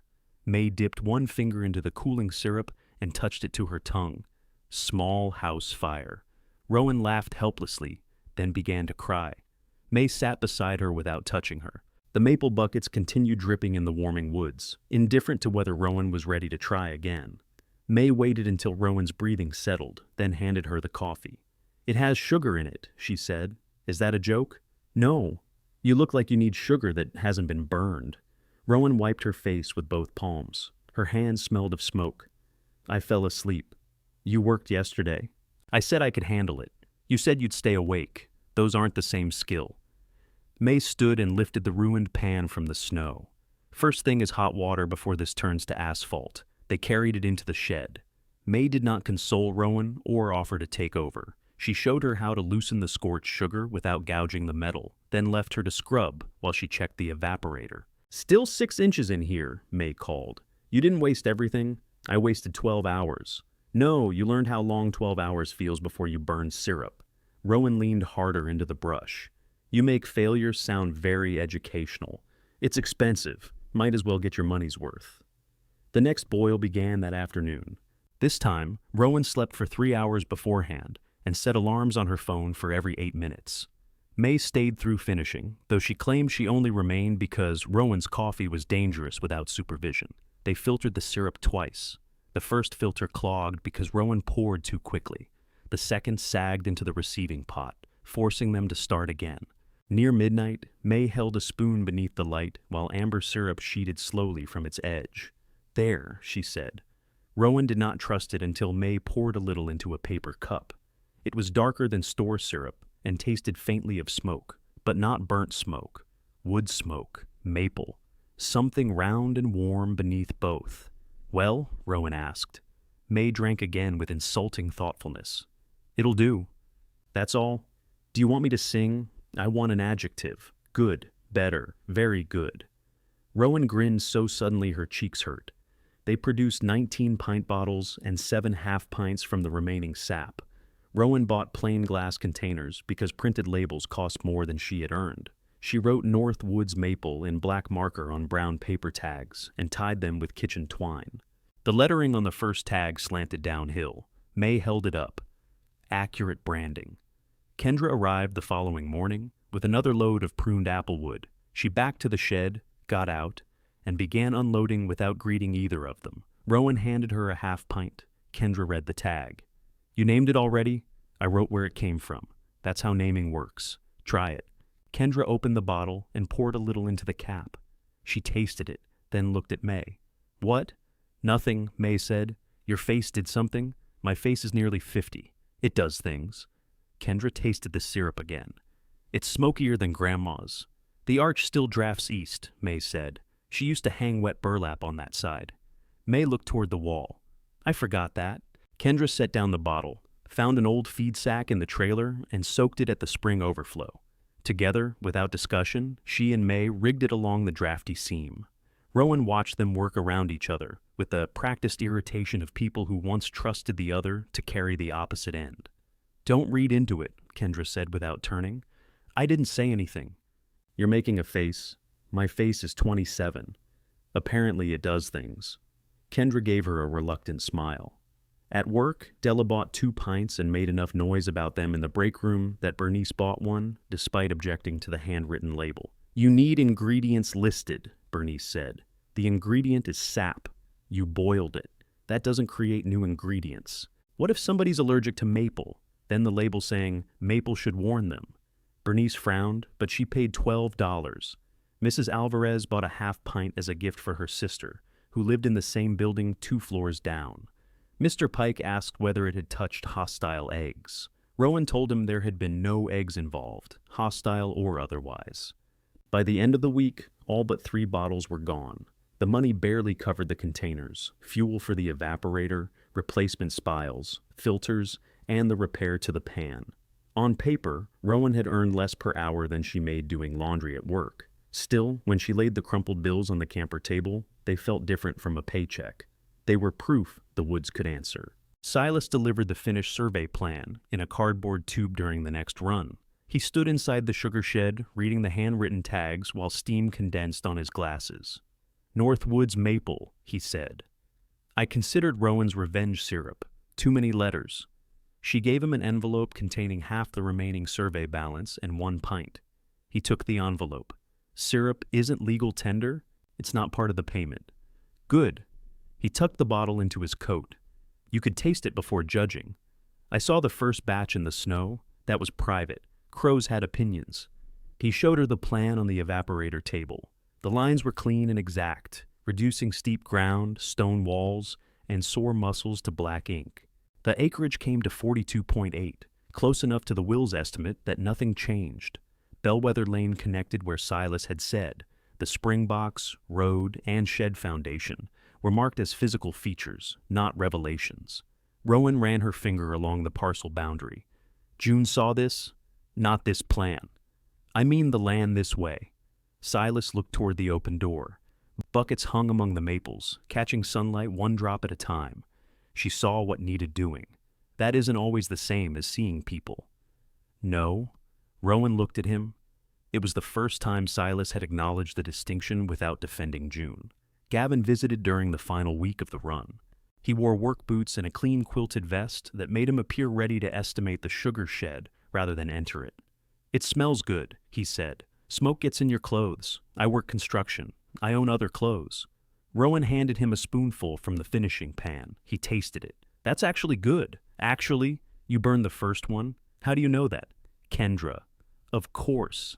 He wandered outside, inspecting the stovepipe, roof patch, and electrical cord with silent disapproval. When he returned, he carried a grocery bag. Lena made chili. For me? No, for Silas. Yes, for you. Rowan looked inside. The container was wrapped in 2 dish towels. Beside it lay a package of thick wool socks. Lena sent the socks? I bought the socks. She looked at him. Don't make it weird, he said. That's Kendra's line, family motto. He sat on an upturned bucket. The rental's almost ready. That was fast. It wasn't. You moved me out in 2 weeks. His gaze shifted to the fire. I know, he said. The admission was so quiet Rowan almost missed it. Gavin cleared his throat. You have liability coverage up here? For what? People walking around boiling liquid over fire. It's May and me. You sold syrup to half your workplace. People hear about something, they show up. Nobody's showing up. That's what people say before someone falls into a hole. She waited for the familiar irritation, but Gavin sounded worried rather than superior. I'll look into it, she said. You need a proper railing by that grade too. There it is. What? The part where helping becomes telling me everything I've done wrong. I'm a contractor, Ro. I see bad railings. There is no railing. Exactly. She laughed. Gavin did too, and for one afternoon, the woods gave them neutral ground. The sap run ended after a string of warm nights. Buds softened at the branch tips, and the clear sap began tasting faintly woody. May pulled the first spile and handed it to Rowan. Leave them longer, and the trees will heal around them. Rowan removed the buckets 1 row at a time. The work that had appeared suddenly in thawing weather disappeared just as quickly. By the final tree, the shed felt abandoned again. They had produced 71 pints in total, most sold through coworkers, May's contacts, and Kendra's former cider customers. After expenses, Rowan had enough to pay Silas another installment and set aside $400. The truck took all of it and asked for more. It failed on Route 2, halfway to work. The engine revved, but the truck moved no faster than a person walking. Rowan coaxed it into a closed farm stand and called Gavin. He arrived with a tow strap in one of his work trucks. After listening to the engine, he shook his head. Transmission. You know that from the sound? I know that from it not moving. The repair shop quoted $3,200 for a rebuilt unit. The truck itself was worth perhaps $4,000 on a forgiving day. Rowan sat in the waiting area, staring at a vending machine full of crackers. Gavin leaned against the wall. I have an extra work truck. No, I haven't offered anything yet. You were going to offer the truck. I was going to offer the truck. No, it sits half the week. It comes with you asking when I'll get insurance, install railings, repair the camper, and make a 5-year business plan. You should do all those things. See? He sat beside her. Frank said he'd go to 15. Rowan turned. You talked to him? He called me. Why? Because I introduced you. You told him about the truck? No, I didn't. She believed him, which did not help. Gavin rubbed his palms together. 15,000 solves this. You get a decent used car, first and last month's rent, breathing room, and lose the woods. You're living in a leaking camper to keep land you can't afford to reach without a truck. The vending machine hummed. I'll think about borrowing your work truck, she said. It was not the answer he wanted, but he nodded. That night, wind began moving across the ridge in long, heavy waves. Rowan lay awake, listening to the maples creak above the camper. May's warning about the dead branches returned to her. At 11, the electricity failed. Rowan found the flashlight and reached for her coat. A crack split the dark overhead, sharp as a gunshot. Something enormous struck the camper roof. Metal folded with a deep, crushing groan, and the cabinet above Rowan's bed burst open, spilling cups across her face. Rowan rolled off the bed and hit the floor on her shoulder. For several seconds, she could hear nothing but metal settling above her and wind pressing against the camper walls. A plastic cup bounced once beside her head. The flashlight had landed beneath the table, still shining. She crawled toward it. Cold air moved across the back of her neck. When she pointed the beam upward, a maple limb as thick as her thigh protruded through the roof over the bed. Rain blew around it, striking the cabinets and soaking the pillow where her head had been. Rowan stared at the pillow. Another branch scraped across the roof. She pulled on her coat over her pajamas, shoved her feet into boots without socks, and grabbed her phone. The camper door would not open more than 8 inches. The impact had twisted the frame. "Come on." She leaned her shoulder into it. Metal complained. The gap widened enough for her to turn sideways and squeeze through. Outside, the wind nearly took her balance. Trees swung in the flashlight beam, their crowns bending in ways trunks were not meant to bend. The upper road was invisible beneath tossing branches and rain.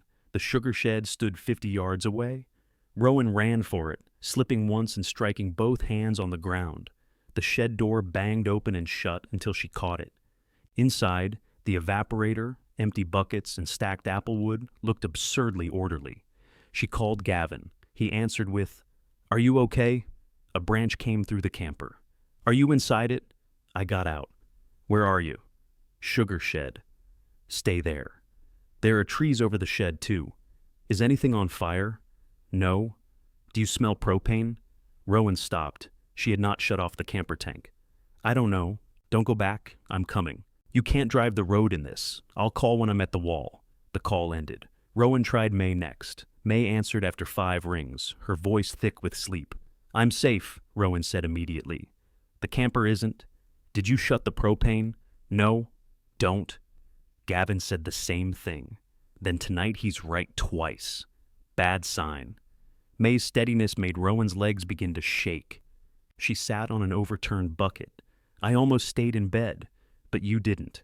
It landed where my head was." "I know." "No, I mean exactly where my head was." May was quiet.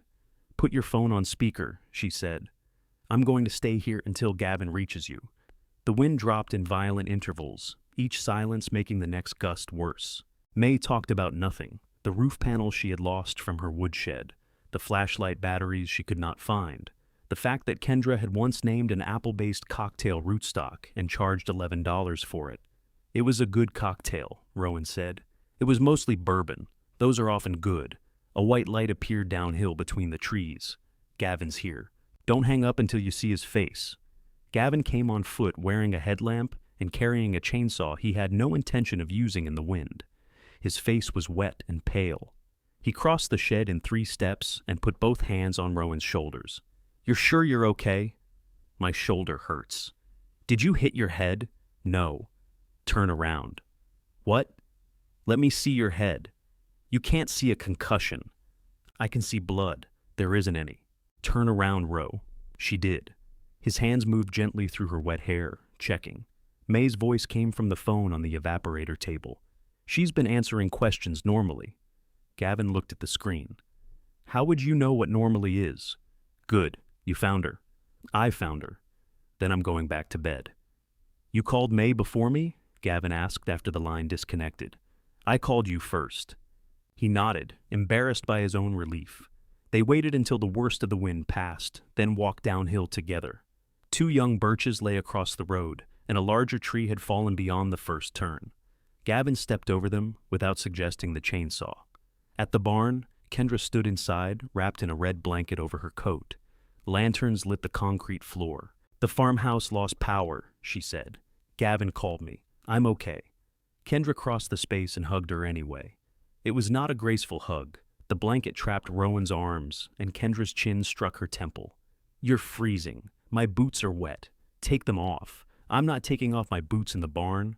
You could have died, Ken, Gavin said softly. Kendra let go. She looked angry now, which was easier for everyone. There are cots in the tasting room, she said.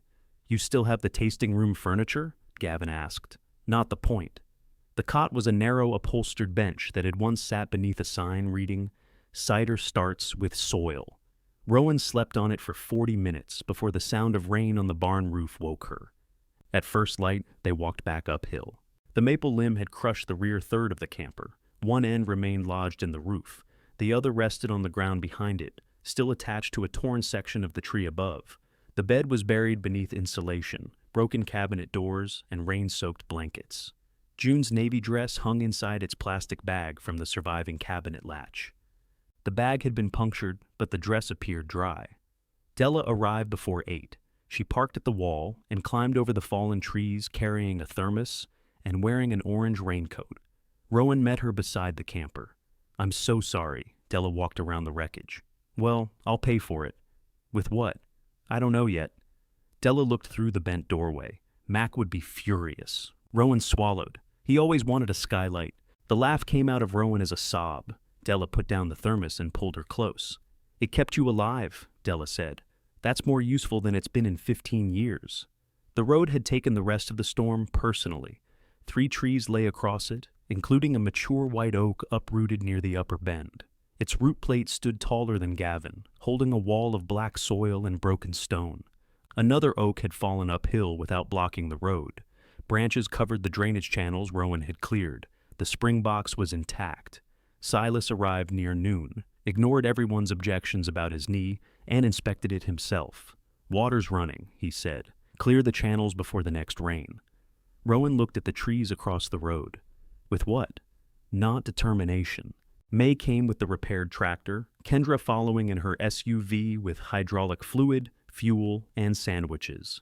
Gavin brought 2 workers from his crew after first asking whether Rowan wanted them on her property. That question, more than the offer itself, nearly undid her. Yes, she said. Please. They spent the day cutting limbs, dragging brush, and opening enough of the road for a truck. May operated the tractor. Gavin handled the chainsaw. Kendra cleared branches beside Rowan until a thorn tore her coat, and she swore so elaborately that one of Gavin's workers stopped to listen. By sunset, everyone was mud-streaked and tired. The road remained blocked by the white oak trunk.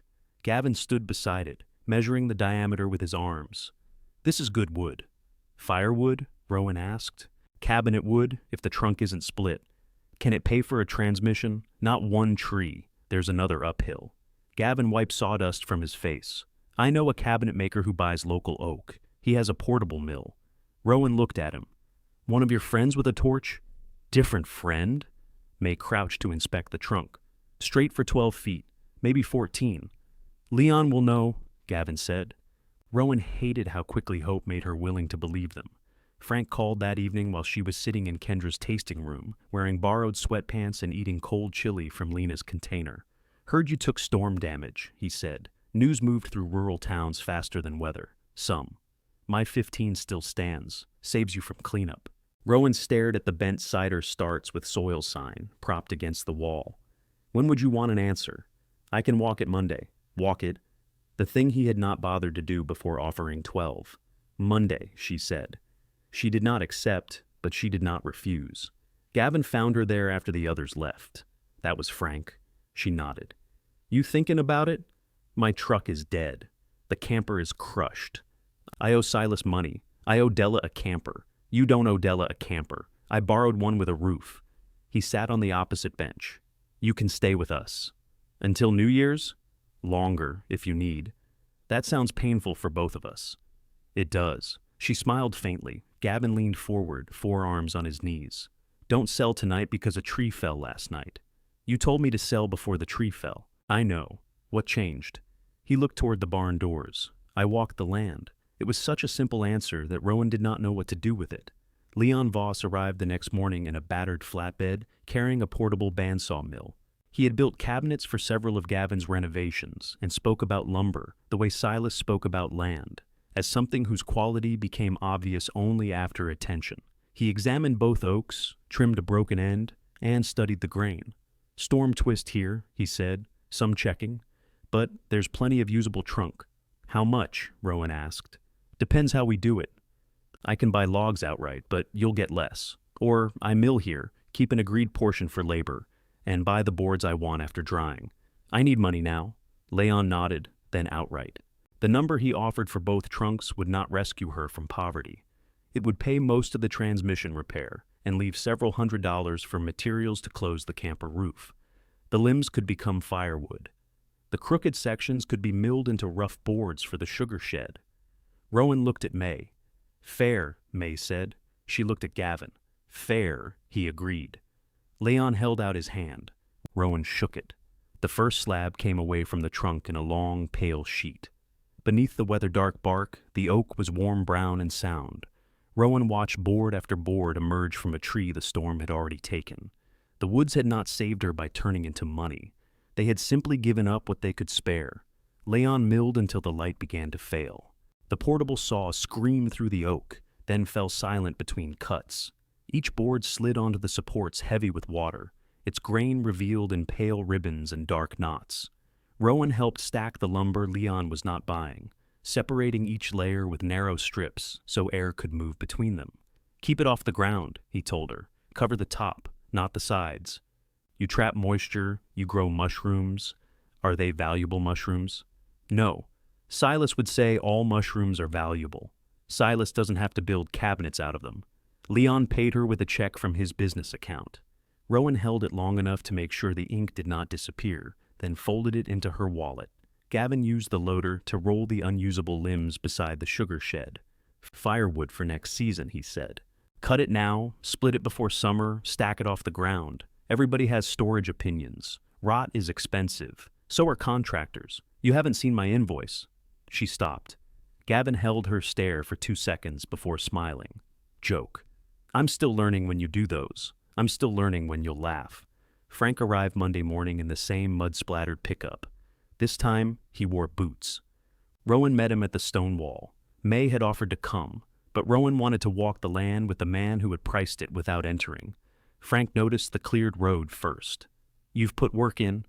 Some. They passed the reopened channels and the concrete spring box. Rowan explained that the water supplied the farmhouse, though she did not tell him she had learned that only weeks earlier. At the maple bench, he looked at the tap holes and rebuilt shed.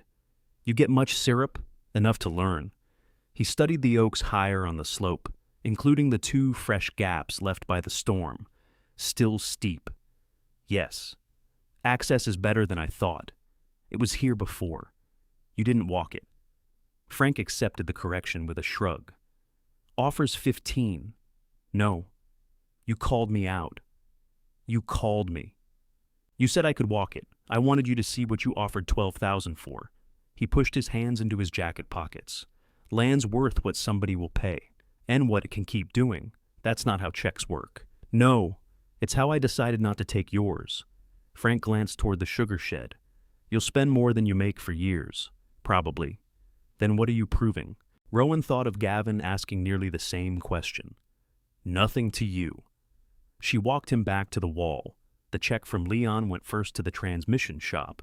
Gavin loaned Rowan his spare work truck while hers was being repaired. And for 12 days, she drove around with Northfield Pierce contracting printed across both doors. Every stop at the grocery store became an advertisement for a brother she was still occasionally furious with. Della refused money for the camper. You owe me a roof patch and 1 dinner, she said. A dinner you cook, not hospital cafeteria lasagna. I work in assisted living, not a hospital. All institutional lasagna is one species. Gavin repaired the camper roof with salvaged aluminum and materials from his shop. He replaced the crushed cabinets with open shelves made from the crooked storm oak Leon had left behind. Rowan helped, mostly by holding things, while Gavin told her she was holding them wrong. When they finished, the patch was visible from the ground. It looks like a scar, Rowan said. It is a scar. Can't you make it prettier? I can make it more expensive. She left it. Rain came that night. Rowan placed the saucepan on the table out of habit, but no water fell. In the morning, she found Gavin's brass key in the pocket of June's barn coat. She carried it to the farmhouse and let herself in. The renovation had erased the rooms she knew without making them unfamiliar enough to become somebody else's. The The walls were warm white instead of June's yellow. The telephone table was gone. Brass cabinet handles shone where wooden knobs had been. On the kitchen counter sat a binder labeled Pierce Farmhouse Guest Guide. Gavin came down the stairs holding a drill. Breaking in again? You gave me a key. I thought you gave it back. I thought about it. He set down the drill. Rowan opened the kitchen faucet. Water ran clear. We need to write down how this works, she said. The faucet? The spring. What you pay for. What I maintain. What happens when the line breaks. Gavin leaned against the counter. You want a contract? I want us not to have the same fight every time water touches dirt. He considered that. Fair. They wrote the arrangement at the kitchen island on a sheet of printer paper. Gavin would pay for materials and professional repairs to the line serving the house. Rowan would keep the spring box and channels accessible and notify him of changes. Labor beyond routine clearing would be shared or paid. Gavin added, no one agrees to unnecessary decorative spring houses. Rowan crossed it out. You said practical terms, he protested. That isn't a practical problem. Lena showed me a picture. The conversation ended with both of them laughing, but they signed the paper anyway. Rowan photographed it before Gavin put it in the guest binder behind the Wi-Fi instructions. May began calling. Whenever someone asked her for work, she could not take a loan. The first job was clearing storm debris from a retired machinist's hillside lot. The second involved reopening a blocked drainage trench behind an old inn. Rowan did the hauling and digging, while May handled pruning, plant health, and customers who wanted free advice disguised as conversation. They split the money after expenses. It was not much. Rowan kept her full schedule at the assisted living facility and worked with May on her days off. Some mornings, she changed compression stockings at 7, hauled brush until dark, then returned to the camper too tired to heat dinner. But the work accumulated into knowledge. She learned to distinguish a water channel from erosion, a dangerous lean from an ordinary one, useful dead wood from rot, and a customer who wanted maintenance from one who wanted an entire property rescued for the price of leaf cleanup. May refused to call what they were doing a business. We're two people with gloves, she said. Businesses have started with less. Bad ones. Rowan wrote ridge and rootland care on the top of a notebook anyway. The woods changed around her. Ferns rose beside the old road. The maples closed overhead in green shade. The storm gaps filled with sunlight and blackberries. Rowan planted nothing there. Silas said the forest would tell her what belonged before she could order the wrong answer from a catalog. She built a small platform beside the camper from oak boards Leon had rejected. May helped install a water tank fed from the spring overflow, separated from Gavin's line. Gavin added a proper railing without saying, I told you so, until the job was finished. Then he said it twice. Kendra watched these improvements from the orchard. She had reopened the barn's tasting room for weekend rentals and photographed the rows of apple trees from angles that hid the missing and diseased ones. Her social media posts used phrases like heritage property and authentic hill farm. The orchard itself needed pruning, soil work, and replacement trees, none of which showed in photographs taken at blossom time. One evening, Kendra arrived at the camper carrying a folder. I need a quote. For what? Orchard cleanup. Professional quote. Rowan looked at the folder. From my business? May says it isn't a business. May refuses to name anything until it has survived taxes. Kendra opened the folder on the platform. A list filled 2 pages. Pruning the southern rows, removing dead limbs, clearing brush around the holding pond, repairing stone edging, and spreading mulch. This is more than cleanup. I have someone interested in the property. Rowan looked up. Nora Keene, Kendra said. She runs that farm inn in Deerfield. She wants another event space and a working orchard. You're selling? I'm considering it. What about the tasting room? It's booked 4 weekends all year. You said it was doing well. I said it photographed well. Kendra sat on the platform step. The barn roof needs $40,000. The cider equipment is outdated. Half the trees May told me to replace 6 years ago are now making her point in public. There was no self-pity in her voice. That made Rowan hear the fear beneath it. What would you do if you sold? I don't know. Something without weather? Rowan read the list again. May and I can do the pruning and drainage work. We can't rebuild the roof. I know. And we charge normal rates. Kendra's expression sharpened. I wasn't asking for free work. You usually ask me for work before discussing money. Because you're my sister. Exactly. Kendra closed the folder halfway. Forget it. I didn't say no. You made it sound like I came up here with a tin cup. You came with 2 pages. They settled on a price lower than Rowan would have charged a stranger and higher than Kendra expected from family. Neither was satisfied, which May said probably meant it was fair. Working in the orchard brought Rowan back beneath the woods from the opposite direction. The channels that crossed her slope continued through breaks in the stone wall, feeding shallow swales between tree rows. Some were nearly invisible beneath grass. Others led toward the holding pond May had described. June used to clear this one every fall, May said, standing beside a broad depression near the barn. Takes runoff from the north slope. Kendra looked across it. It looks like a ditch. It is a ditch. Nora called it wasted lawn. Nora runs an inn. She understands event space. Water doesn't attend events. Kendra wanted the orchard to look open for Nora's second visit. She asked Rowan to fill the swale and level the ground between the barn and the nearest rows. No, Rowan said. Kendra stared at her. I'm paying you. You're paying us to repair drainage, not remove it. It's on my property. And it carries water from mine. Then redirect it. Where? Kendra gestured toward the holding pond, as if water could be instructed to arrive there without a route. May planted both hands on her hips. That swale keeps runoff out of the cellar and root crowns. Leave it. Nora wants room for a tent. Put the tent somewhere else. There is nowhere else flat enough. The word flat settled between them. The orchard's gentle irregularities had become flaws now that Kendra needed a buyer to admire it. Rowan closed the notebook containing their work list. We won't fill it. Kendra's face flushed. Fine. I'll hire someone who will. May stepped closer. Ken.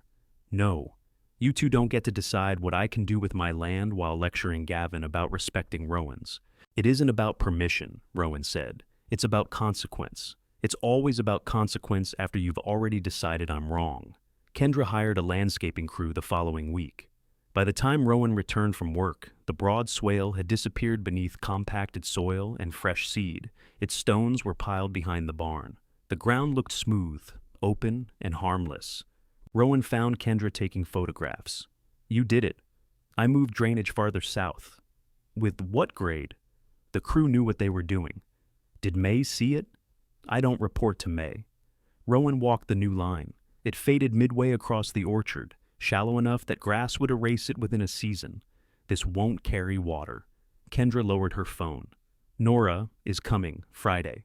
Thunder sounded beyond the ridge. Both women looked uphill. The maples had turned their pale undersides to the wind. Along the north woods, every cleared channel was waiting to deliver rain exactly where generations of work had taught it to go. The first drop struck the new soil hard enough to leave dark craters. Rowan walked to the southern end of the landscaper's channel and crouched.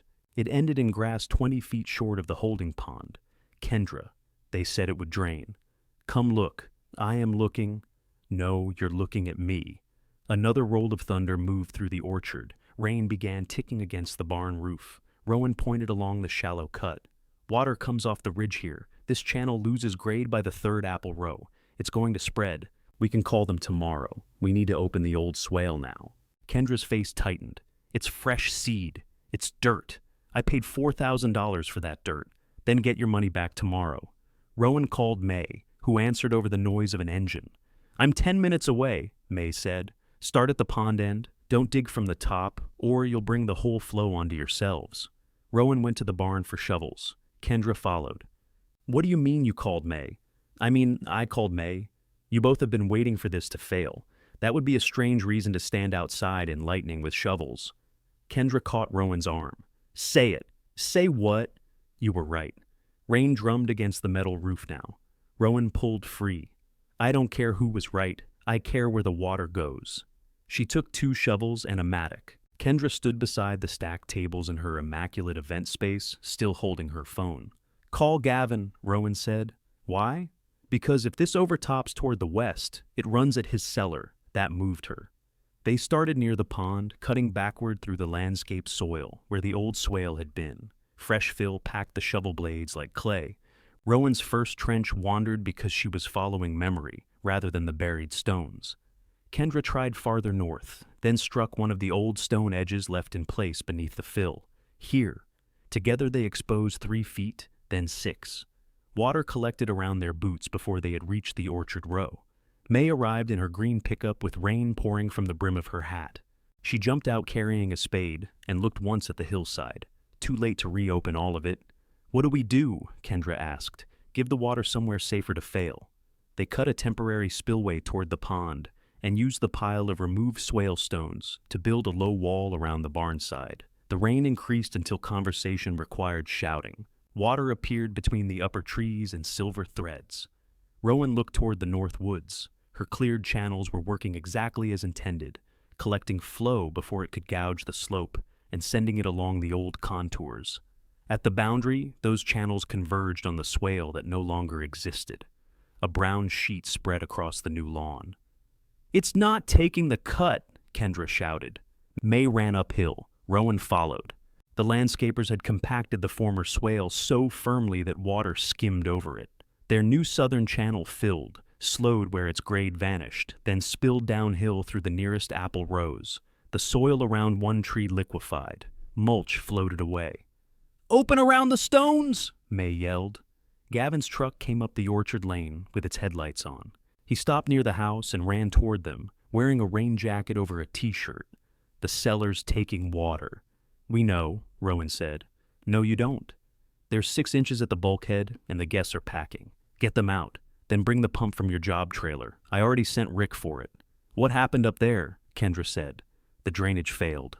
Gavin looked from the new lawn to the muddy current. "What drainage?" Rowan waited. Kendra wiped rain from her mouth. "I filled a swale." "You did what?" "It looked like a ditch." "It was a ditch," May said. "Ditches drain." Gavin turned to Rowan. "Your channels are dumping all this onto us?" The words hit with such clean unfairness that she stopped digging. "My channels are keeping the hillside from sliding. Then why is the water brown?" "Because it's tearing through $4,000 of fresh dirt. I don't care what the dirt cost. The house water is brown too." Rowan looked toward the spring box. It sat below the maple bench and north of the failed swale, protected by 2 channels she had cleared in winter. In ordinary rain, those channels carried surface water around the concrete lid. Now, a muddy stream was crossing the lower one from the direction of Kendra's fill. "The spring," she said. She ran uphill. The concrete box was almost submerged on one side. Water had backed through a shallow depression, carrying soil against the cracked corner Silas had shown her. Brown threads curled beneath the lid. Rowan dropped to her knees and dug with both hands, clearing the outlet channel. May arrived with the spade. Gavin and Kendra followed. "Don't open the box," Rowan said. "Not with mud around it." "My guests have no water," Gavin said. "Your guests have bottled water in a car. Help me divert this. They paid $700 for the weekend, then refund them." Easy for you to say. Kendra stepped between them. "Stop." Gavin pointed downhill. "This is what I was worried about when she decided to play forest ranger above my house." Rowan stood. Rain ran from her hair and sleeves. Mud covered both hands to the wrists. "You think I caused this?" "I think nobody had brown water before all of you started digging channels and tapping trees. The channels were here before any of us. You changed them. I cleared them. Same result." "No," Silas said behind them. He stood on the old road wearing a yellow slicker that made him look like an irritated lighthouse. One hand gripped his survey rod for balance. Rowan stared. "What are you doing here?" May called. May kept digging. "He knows the grades. He's 78. "I remain aware," Silas said. Thunder cracked overhead. Rowan pointed toward the sugar shed. "You need to get inside. I drove through worse rain to survey a septic mound in Coleraine. Show me where the water crossed." Gavin swore under his breath. "No," Rowan said.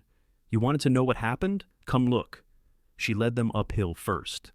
The climb was miserable. Water ran over their boots, and wet branches slapped their faces. Silas moved slowly with Gavin behind him, despite both men pretending the arrangement was accidental. At the upper road, Rowan showed them the open culvert. Clear water passed beneath the stones without eroding either side. Along the maple bench, the channels carried steady flow. No soil tore loose. No new gullies formed.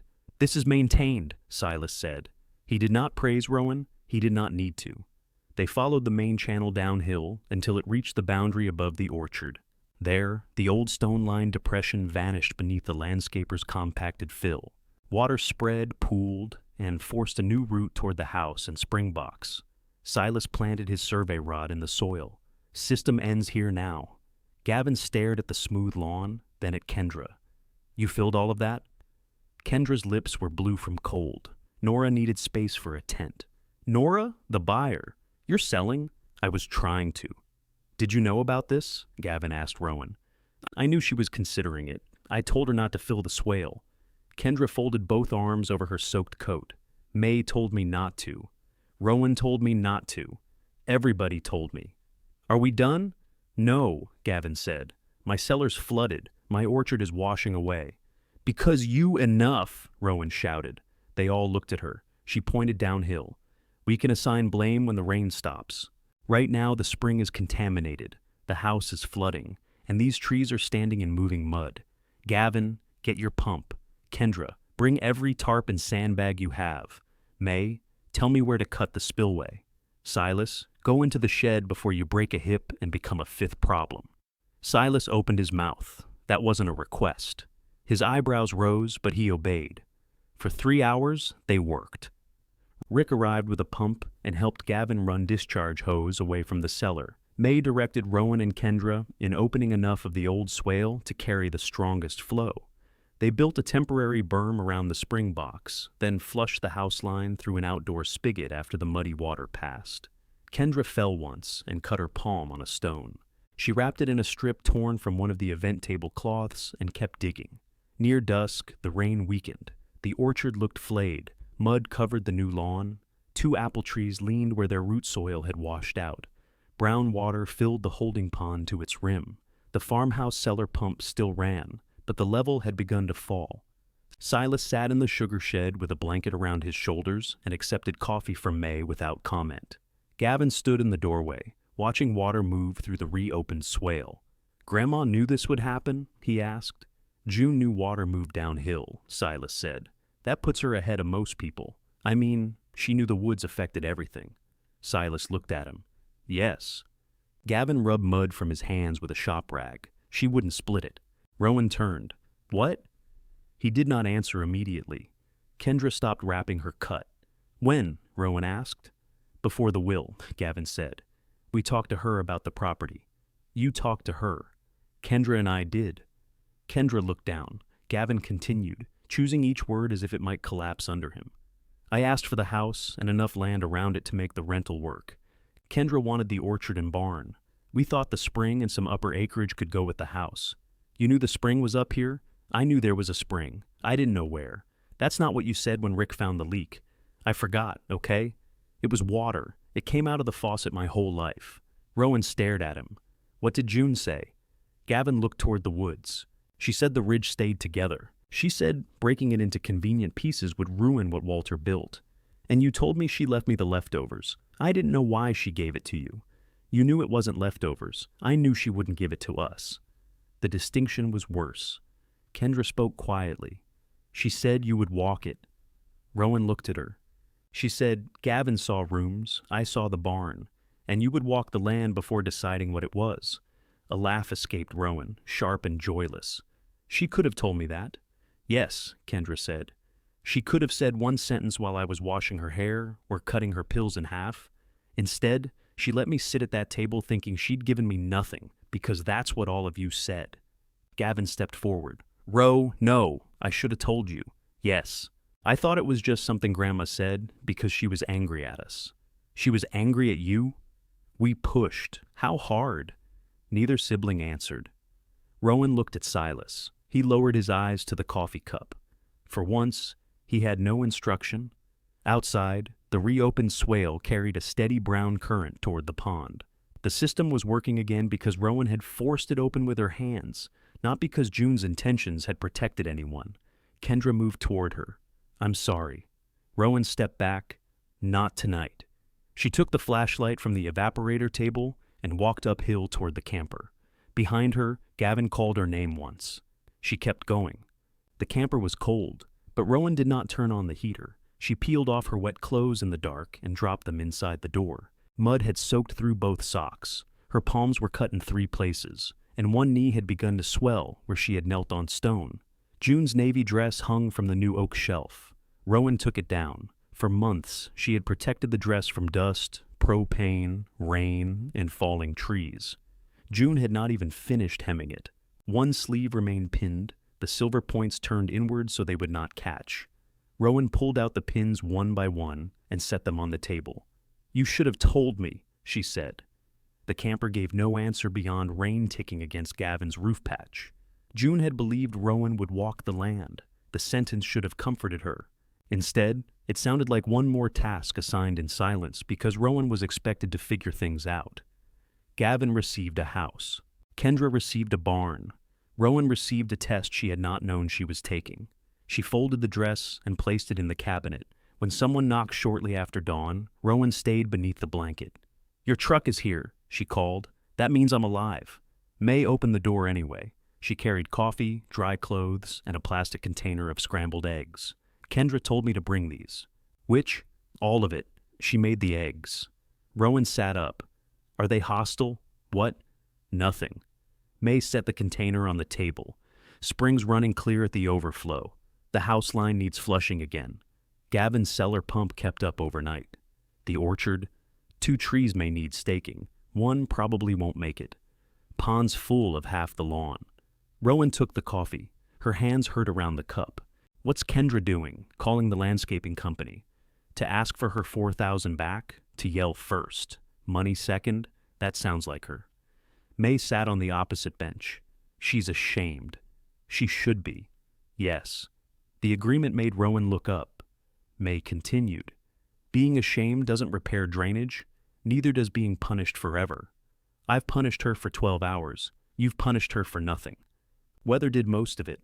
You want me to go down there. I want you to decide what you'll do before everybody starts deciding for you. Rowan stared into her coffee. I'm not fixing the orchard because Grandma would hate seeing it damaged. Good. I mean it. I know. I'm not cleaning Gavin's cellar. He hired a cleanup crew. That surprised her. May picked mud from one thumbnail. What are your terms? For what? For helping restore the system. You've spent a year learning it. Stop behaving like knowing something means you owe it to anybody who asks. Rowan ate 2 bites of cold eggs while she thought. She went downhill after changing. Gavin was outside the farmhouse rolling ruined carpet through the bulkhead. 2 workers carried a dehumidifier into the cellar. Kendra stood near the orchard with her phone pressed to one ear. She saw Rowan and ended the call. They say they followed my instructions. Did you tell them to preserve drainage? I told them to level the area. Then they followed your instructions. Kendra's cut hand was wrapped in clean gauze. She looked exhausted and expensive in a coat streaked with mud. Nora postponed the visit. Probably wise. She wants to see the property after repairs. Rowan waited. Kendra crossed her arms. What do you want me to say? Nothing right now. I said I was sorry. Last night while we were soaked and the house was flooding. It still counted. Then let it count. Don't make me reward it. Kendra looked away. Rowan opened her notebook. The pages were wrinkled from rain, but the ridge and root heading remained legible. The old swale has to be restored along its full grade, not just the section we opened. The stones go back. The southern cut gets filled because it sends water into the root zone. The holding pond spillway needs clearing. You said you weren't fixing it? I'm telling you what has to happen. With whose money? Yours. Kendra laughed without humor. Of course. You paid to remove it. I used most of my cash getting ready for the sale. Then, do the labor. I don't know how. May does. And what does May charge? Normal rates. Kendra's face closed. There it is. No, there what is. You two get to profit because I made a mistake. May told you not to make it for free. That's not fair. It's exactly fair. You don't get free rescue because you're embarrassed. Kendra stepped closer. Water came from your land. So did every drop that fed this orchard before you filled the route built to carry it. You sound like Silas. Silas is often annoying and right. Gavin came across the lawn before Kendra could answer. What do you need from me? He asked Rowan. His directness threw her. For the spring? For whatever keeps this from happening again. You pay for a new lid seal and repairs to the cracked corner. We need gravel around the box, and the lower channel needs to be deepened. You help with labor or pay ridge and root? Gavin nodded. Send me a price. Kendra stared at him. You're just agreeing? My cellar smells like a pond. So I'm the only villain now. Gavin's expression tightened. Nobody said villain. You didn't have to. She walked toward the barn. Rowan called after her. The offer stands. Kendra did not turn. Gavin watched her go. She'll cool off? Why is everybody always waiting for Kendra to cool off? Because approaching her hot is like opening a radiator cap. Rowan almost smiled. He put his hands into his jacket pockets. About what I told you last night. I'm not ready. Okay, I'm not saying never. I heard you. He returned to the flooded cellar without asking Rowan to forgive him. The spring repair took 3 days. Gavin paid for materials, worked beside Rowan after his crew left, and did not once refer to the farmhouse as the more valuable parcel.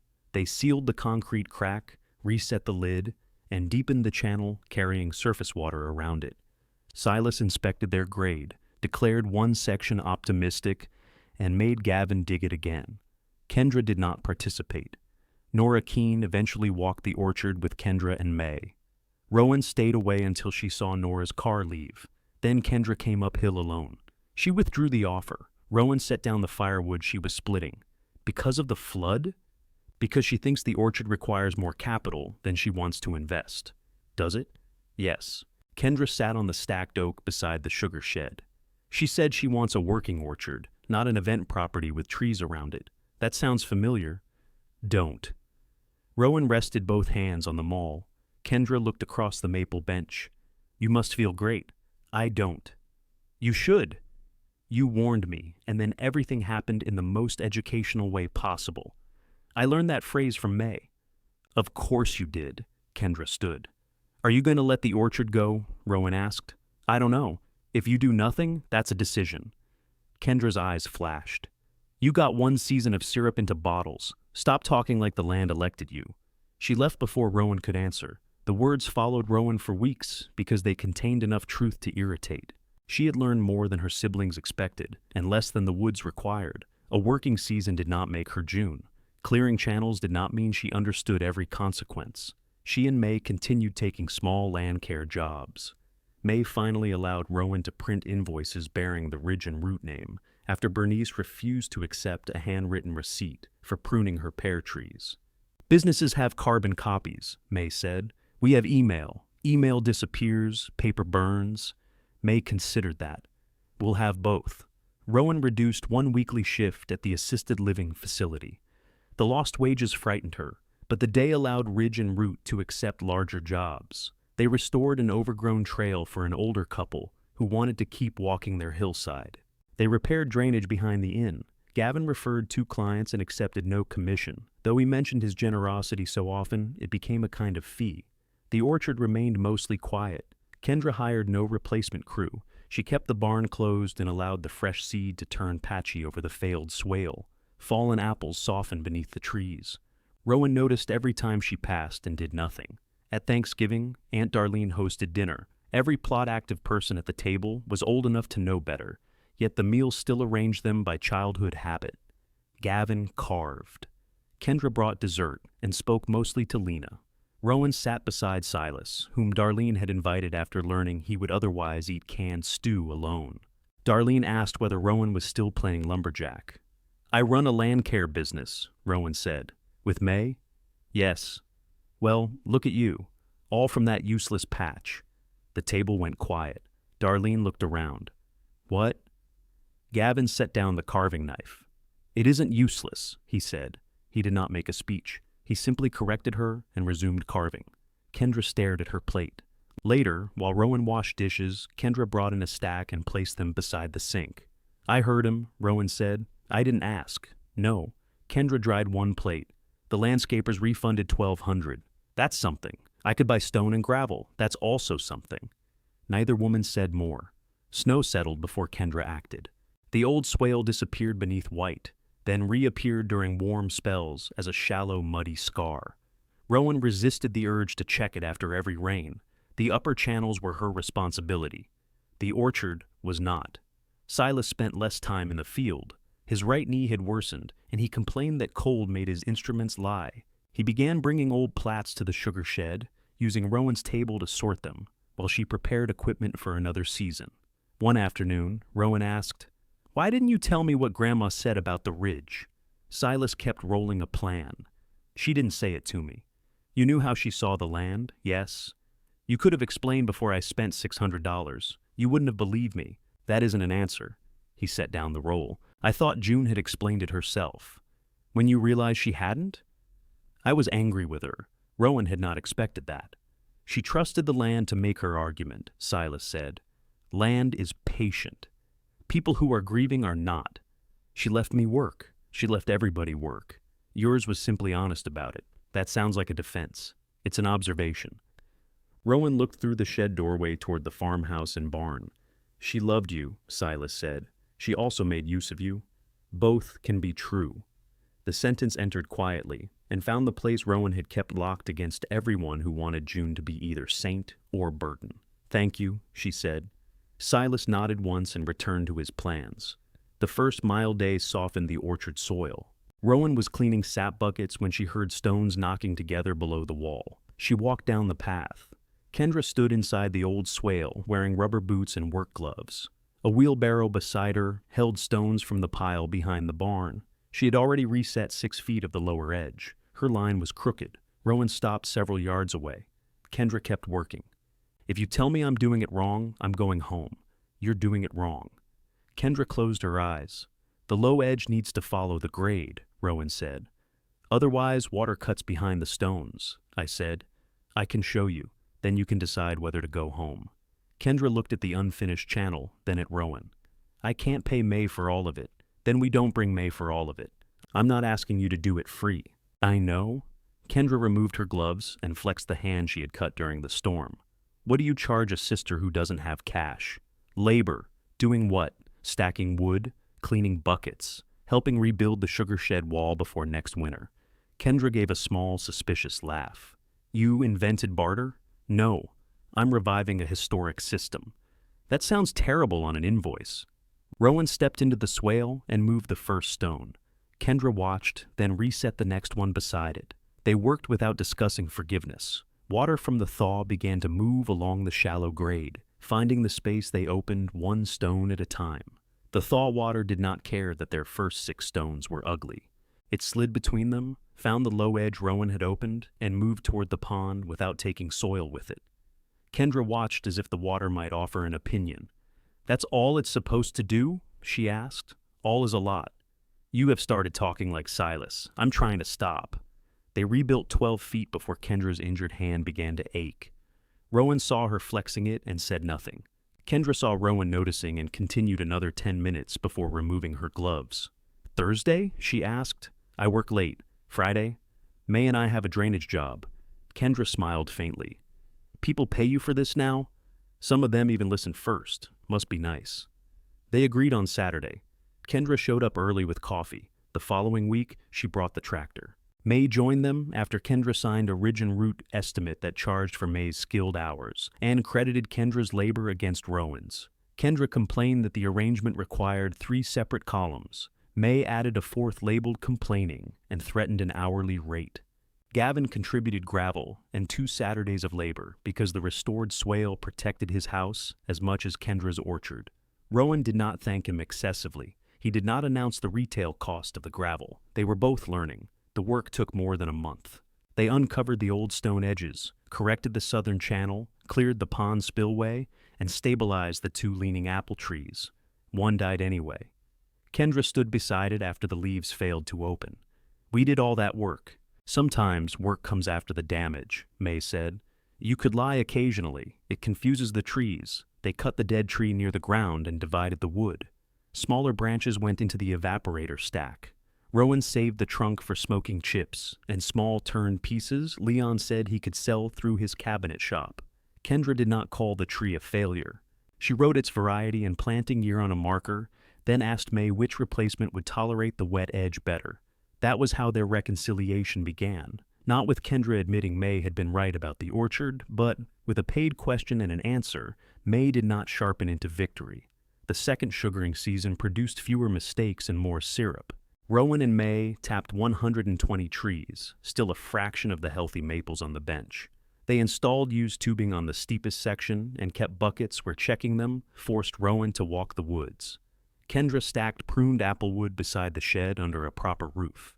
Gavin rebuilt the east wall and corrected Walter's shallow arch so smoke no longer filled the room whenever the wind changed. He submitted an invoice for materials and wrote sibling rate beneath the total. Rowan paid it in 3 installments. On the first long boil, Kendra stayed until 2 in the morning. She sat beside the finishing pan with 3 alarms set on her phone. "I am not waking up to a house fire flavor," she said. "It was one time. It was your entire first batch. That makes it one time." May slept on a cot in the corner while claiming not to be asleep. Gavin arrived before dawn with breakfast sandwiches and a pressure gauge for the spring line because he could not enter the woods without finding something to inspect. The syrup finished clear and amber. Rowan poured the first pint into a plain bottle and set it on the evaporator table.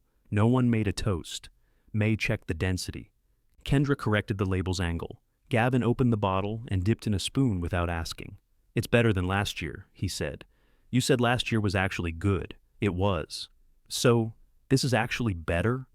"Exactly." Rowan took the spoon from him and tasted. It was cleaner, lighter, and free of the smoke she had once mistaken for character because she did not know how to avoid it. She felt the difference in her mouth. Not magic, not June's approval. Only evidence that work could become skill if a person survived being bad at it. Ridge and Root survived taxes. May made Rowan handle the first quarterly payment because, she said, enthusiasm should encounter government forms early. Their work expanded through referrals rather than advertising. They repaired hillside drainage, restored stone paths, pruned neglected orchards, and managed storm cleanup for property owners who wanted more than everything cut low. Rowan kept 2 shifts a week at the assisted living facility. She told herself it was for health insurance and steady income. It was also because Mrs. Alvarez expected her on Tuesdays, Mr. Pike still distrusted breakfast, and Rowan did not want freedom to require abandoning every place she had once been needed. The difference was that she chose the balance. May became her business partner after refusing the title for almost a year. "We already split expenses, labor, and decisions," Rowan said. "That's not the same. What's missing? An exit plan. You want to leave? No, that's why we need one." They wrote their agreement at the camper table beneath the repaired roof. May insisted on terms for illness, buyout, equipment ownership, and what happened if one of them became impossible to work with. "That section needs your name," Rowan said. "It needs both." They signed it. The farmhouse rental never became the effortless income Gavin had imagined. Guests broke a chair, clogged the kitchen sink, and once called him at midnight because an owl was making a concerning noise. The old house consumed most of what it earned for the first 2 years. Gavin kept contracting. He also began walking the spring line every month with Rowan. At first, he brought tools for every possible disaster. Eventually, he learned to bring gloves and wait until she told him what needed doing. Kendra reopened the tasting room on a smaller scale. She stopped trying to photograph the orchard into profitability and began replacing trees in sections she could afford. May consulted under a written arrangement. They still argued about pruning cuts, signs, and whether bourbon could be considered an orchard product if the glass contained 1 slice of apple. Some arguments ended with one of them leaving. Kendra did not put the property back on the market. She also did not promise never to sell it. Rowan learned to accept that belonging did not require everyone to want the same future forever. It required them to stop making private choices, as if consequences respected boundary lines. The camper lasted through 3 winters. Rowan replaced the table, resealed every window, and became so familiar with the propane regulator's moods that Della accused her of enabling it. She saved from Ridge and Root, syrup sales, and carefully selected wood. Leon bought several oaks that needed removing after storm damage and milled the usable portions on site. Healthy trees remained standing. Crooked boards became shelves, stairs, and siding instead of waste. When Rowan finally showed Gavin the sketch for a cabin, he studied it for a long time. "It's small. That is the point. Your kitchen is 6 feet wide. I've been cooking in a camper.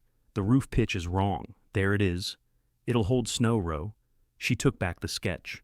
"Can you build it or not? I can build a better version." "With a written estimate." He looked wounded. "Yes, with a written estimate. No sibling rate hidden at the bottom. That rate saved you 12%. It also changed twice. Materials changed. Written estimate." He agreed. They placed the cabin above the camper site, far enough from the maples to avoid damaged crowns and close enough to hear the spring after rain. Gavin's crew handled the frame. Rowan and May did the site drainage. Leon supplied storm oak flooring from boards he had set aside. Kendra traded orchard labor for help staining the siding, then complained that Rowan chose a brown, so brown it had surrendered the concept of color. The cabin had one bedroom, a kitchen wider than 6 feet, and a mudroom designed by a woman who now understood mud as a permanent fact rather than an accident. The spring overflow fed a storage tank. A small wood stove heated the main room. June's navy dress hung in the bedroom closet, no longer sealed in plastic. Rowan finished its hem during the first snow. She did not know why. The dress would never fit her, and June was not coming back to wear it. Still, Rowan removed the old pins, threaded June's sewing needle, and completed the unfinished line by hand. Her stitches were uneven. She left them that way. Della attended the cabin's first dinner and brought institutional lasagna from a supermarket freezer. "You said dinner I cooked," Rowan reminded her. "You didn't return the camper yet." The camper now sat beside Della's garage with a sound roof, new shelves, and the plastic trout still attached to the keys. Della had begun talking about driving it to Maine. "Yellowstone's farther," Rowan said. "I'm easing into optimism." Silas came late to the dinner, carrying no food and claiming invitations that listed a time we're legally required to honor it. His right knee had finally forced him to stop taking field jobs. "I am not retired," he told everyone. "I am declining inaccessible work." "You're declining all work outside your office?" Gavin said. "Most land is outside." "Exactly."